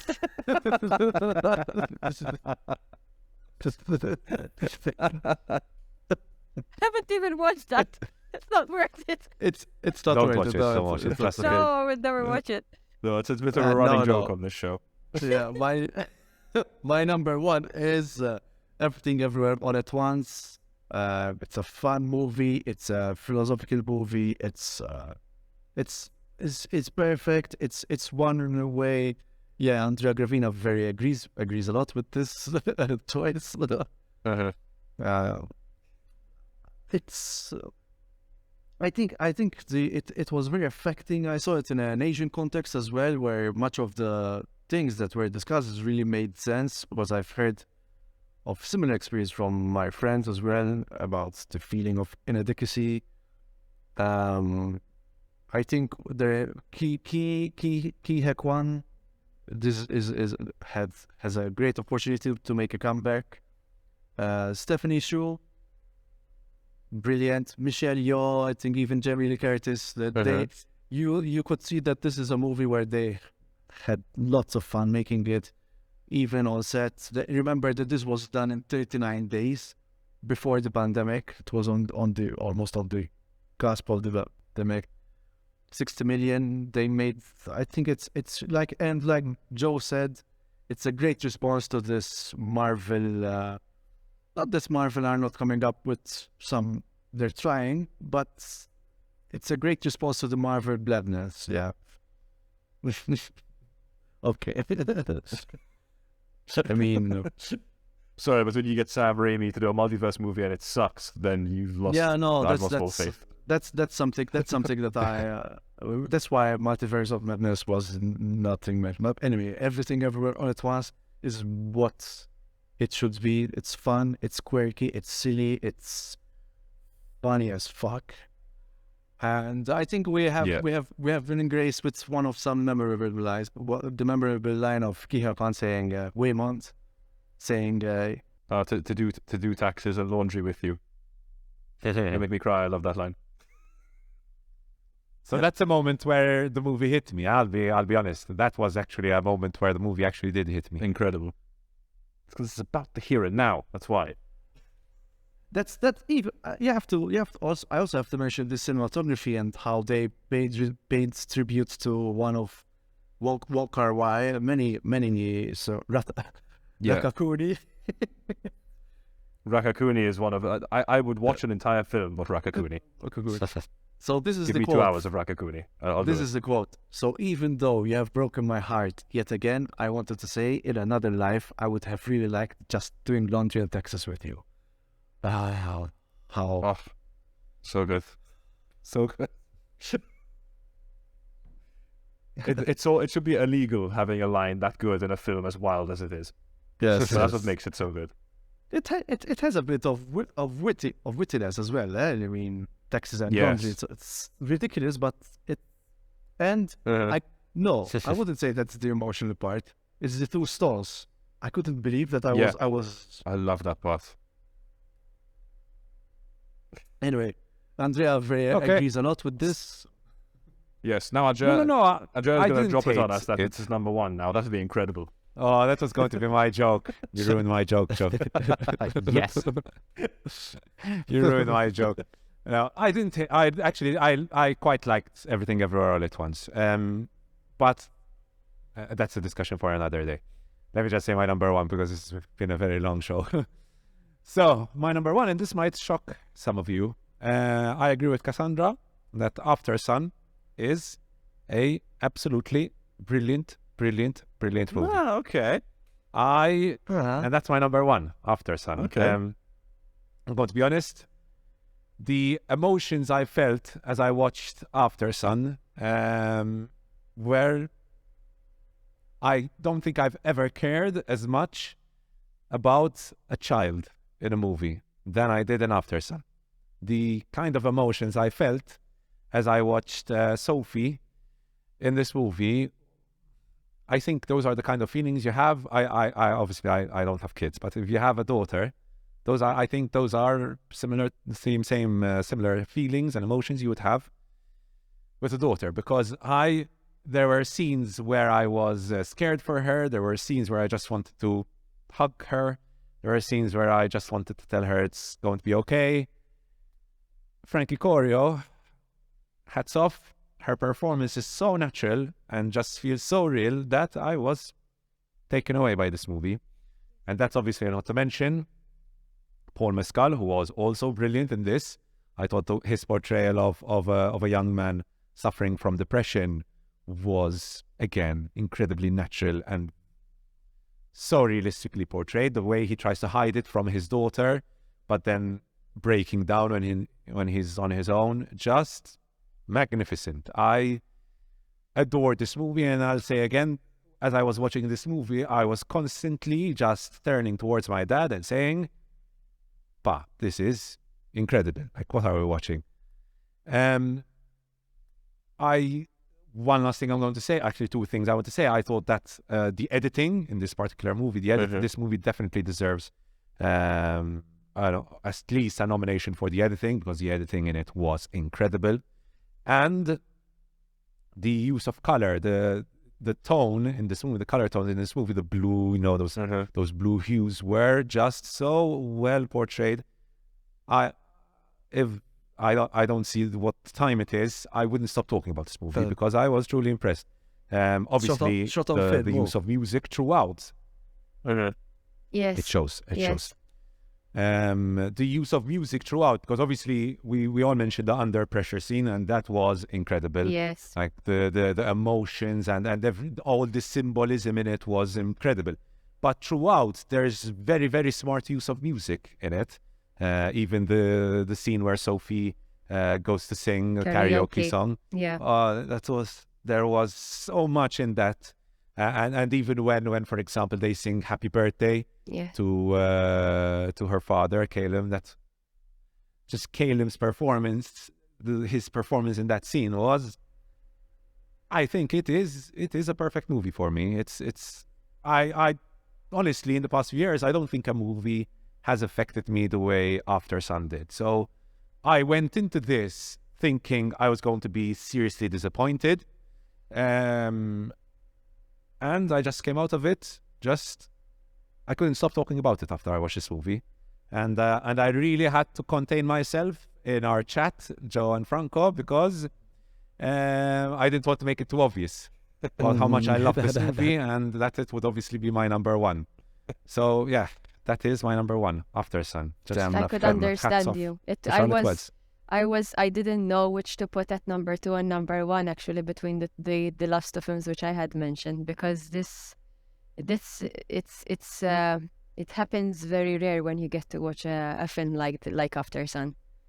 So true. It's very private with how the shots have been filmed, and that's one of the things which I had mentioned earlier. That's why I loved it. There is no need to sometimes watch both actors see them in the frame, and I loved how Charlotte Wells decided to put the camera just somewhere else and just hear the conversation in the background, or maybe see them in a reflection. Just not to spoil the television reflection scene. Oh, that and the Polaroid photo shots were absolutely beautiful. I love them. I really did. As I was watching the television scene, I'm not going to say anything that happens in that scene, but I know. Just turning to my dad. It hits you in the feels. It really, even though you're not a parent, it hits you right in the feels. That's why I loved it. It does. And you're constantly thinking, not only is it like emotionally very powerful, but it's beautifully done. Yes. Just so beautifully done. I will be there. Whatever Charlotte Wells makes next, I will be there, ready, first night. I wish something like this would come out in the cinema, but actually, I think it will be in Spazio Creative, so I'll definitely go watch it in Spazio Creative. If I'm not mistaken, it's actually this week. Okay, there you go. If I'm not so mistaken, if you want to go it's watch this week. I will definitely go watch it, and I will bring my girlfriend with me because she hasn't seen it. It's worth watching it again. Definitely. Okay, so that's it. We did it. Are we still friends? In some matter. I'd say yes, but only because me and Franco won. That's why. Yeah, exactly. One. Because mine and Franco, I'm the only one who didn't put it in the list. Mine and Franco's top 2 were basically the same. They were interchangeable. Interchangeable. True. And Cassandra gets points for having the same number 1 as me as well. So. Exactly. Good.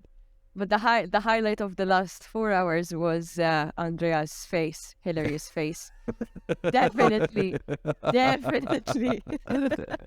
Wait till you see next episode, Cassandra, and see our fun discussion on Glass Onion. Speaking of the next episode, I can introduce our next guest, the very own Visterieta, founder and creator, Bert Bonando. Hello. Hello. All right. I can hear nothing. So. Oh, damn. Hello. Hello. All right. Hi, Matt. All right. Nice to meet you. You too. Looking forward to being on a subsequent episode. my genre is black comedy. So yeah, I've been hearing Excellent. some discussion on Banshees of Inisherin and Yeah, and all that. Well, that Martin moved on a good stuff. excellent. We got on very well. Yeah. So Andrea, I don't know you, but I can tell just by looking at you that you'd love a film called Empty Man. I have. Yes. Yeah. I absolutely have not been told to say this to you. This is completely unscripted and off the cuff. But yeah, it's a really great film about an empty man. You know. Have you watched it, Matt? I haven't.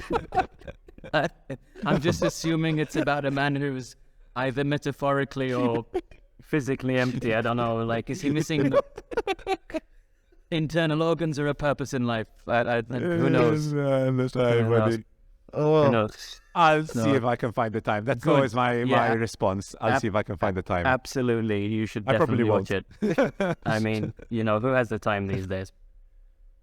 So there's I so will. much stuff to watch. I will now hand you back to Franco, who again definitely did not tell me to tell you to watch The Empty Man. See you soon. Dive. See ya. See you, Matthew. Thanks for that. Lala, how fun that was. Dive. Well All right, guys. played, Franco. Well played. Prosit, Franco. I'll give you that. I might actually watch it. No, that Matt would be to watch it. Nice. Dive. We should get Cassandra to watch it as well. That's actually a good horror, a good philosophical horror. Actually, I would call Yes. it. Good We philosophy. should actually Okay. make the rule now. Every guest before they come on the show has to watch The Empty Man before. Except for Andrea, exactly. Exactly. Except for the host. The host still has to watch this. Exactly. yet, so- Franco, this is just you and I slowly turning this into like a conspiracy theory Empty Man podcast. Dive, I guess. Was a good one. Cheers. Shall we end it there, guys? Because I'm going to Yes. collapse at this point. Yes. Yeah, I'm I'm so starving. hungry. This was much longer than I expected it to be. Yes. Yes. But it was fun. Product Thank you guys placement. for Pleasure, guys. having me. Thank you for coming, Cassandra. I hope. Bye. Thank you for Thank coming, you. It Cassandra. was- It's been an honor. Really nice. It was really. I really enjoyed it. I never done this before. I was a bit nervous, I have to admit, Nah, but you it were was fine. really good.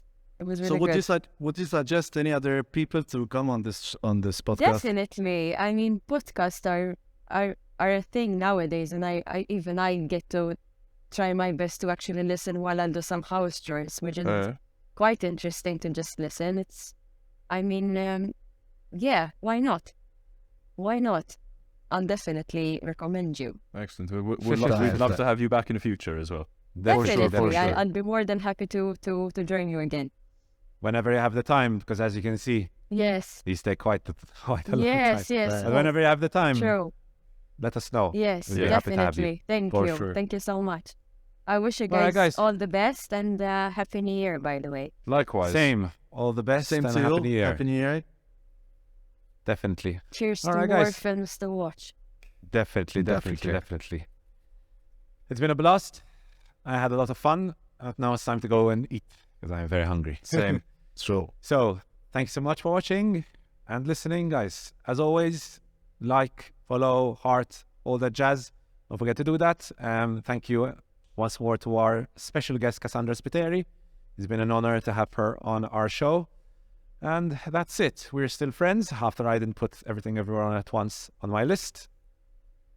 But wait for next week, where we will be discussing Glass Onion, Knives Out. And that might lead to some arguments. Well, we'll see. That's it for today, guys. See you next week. See ya. Ciao. ciao. Bye.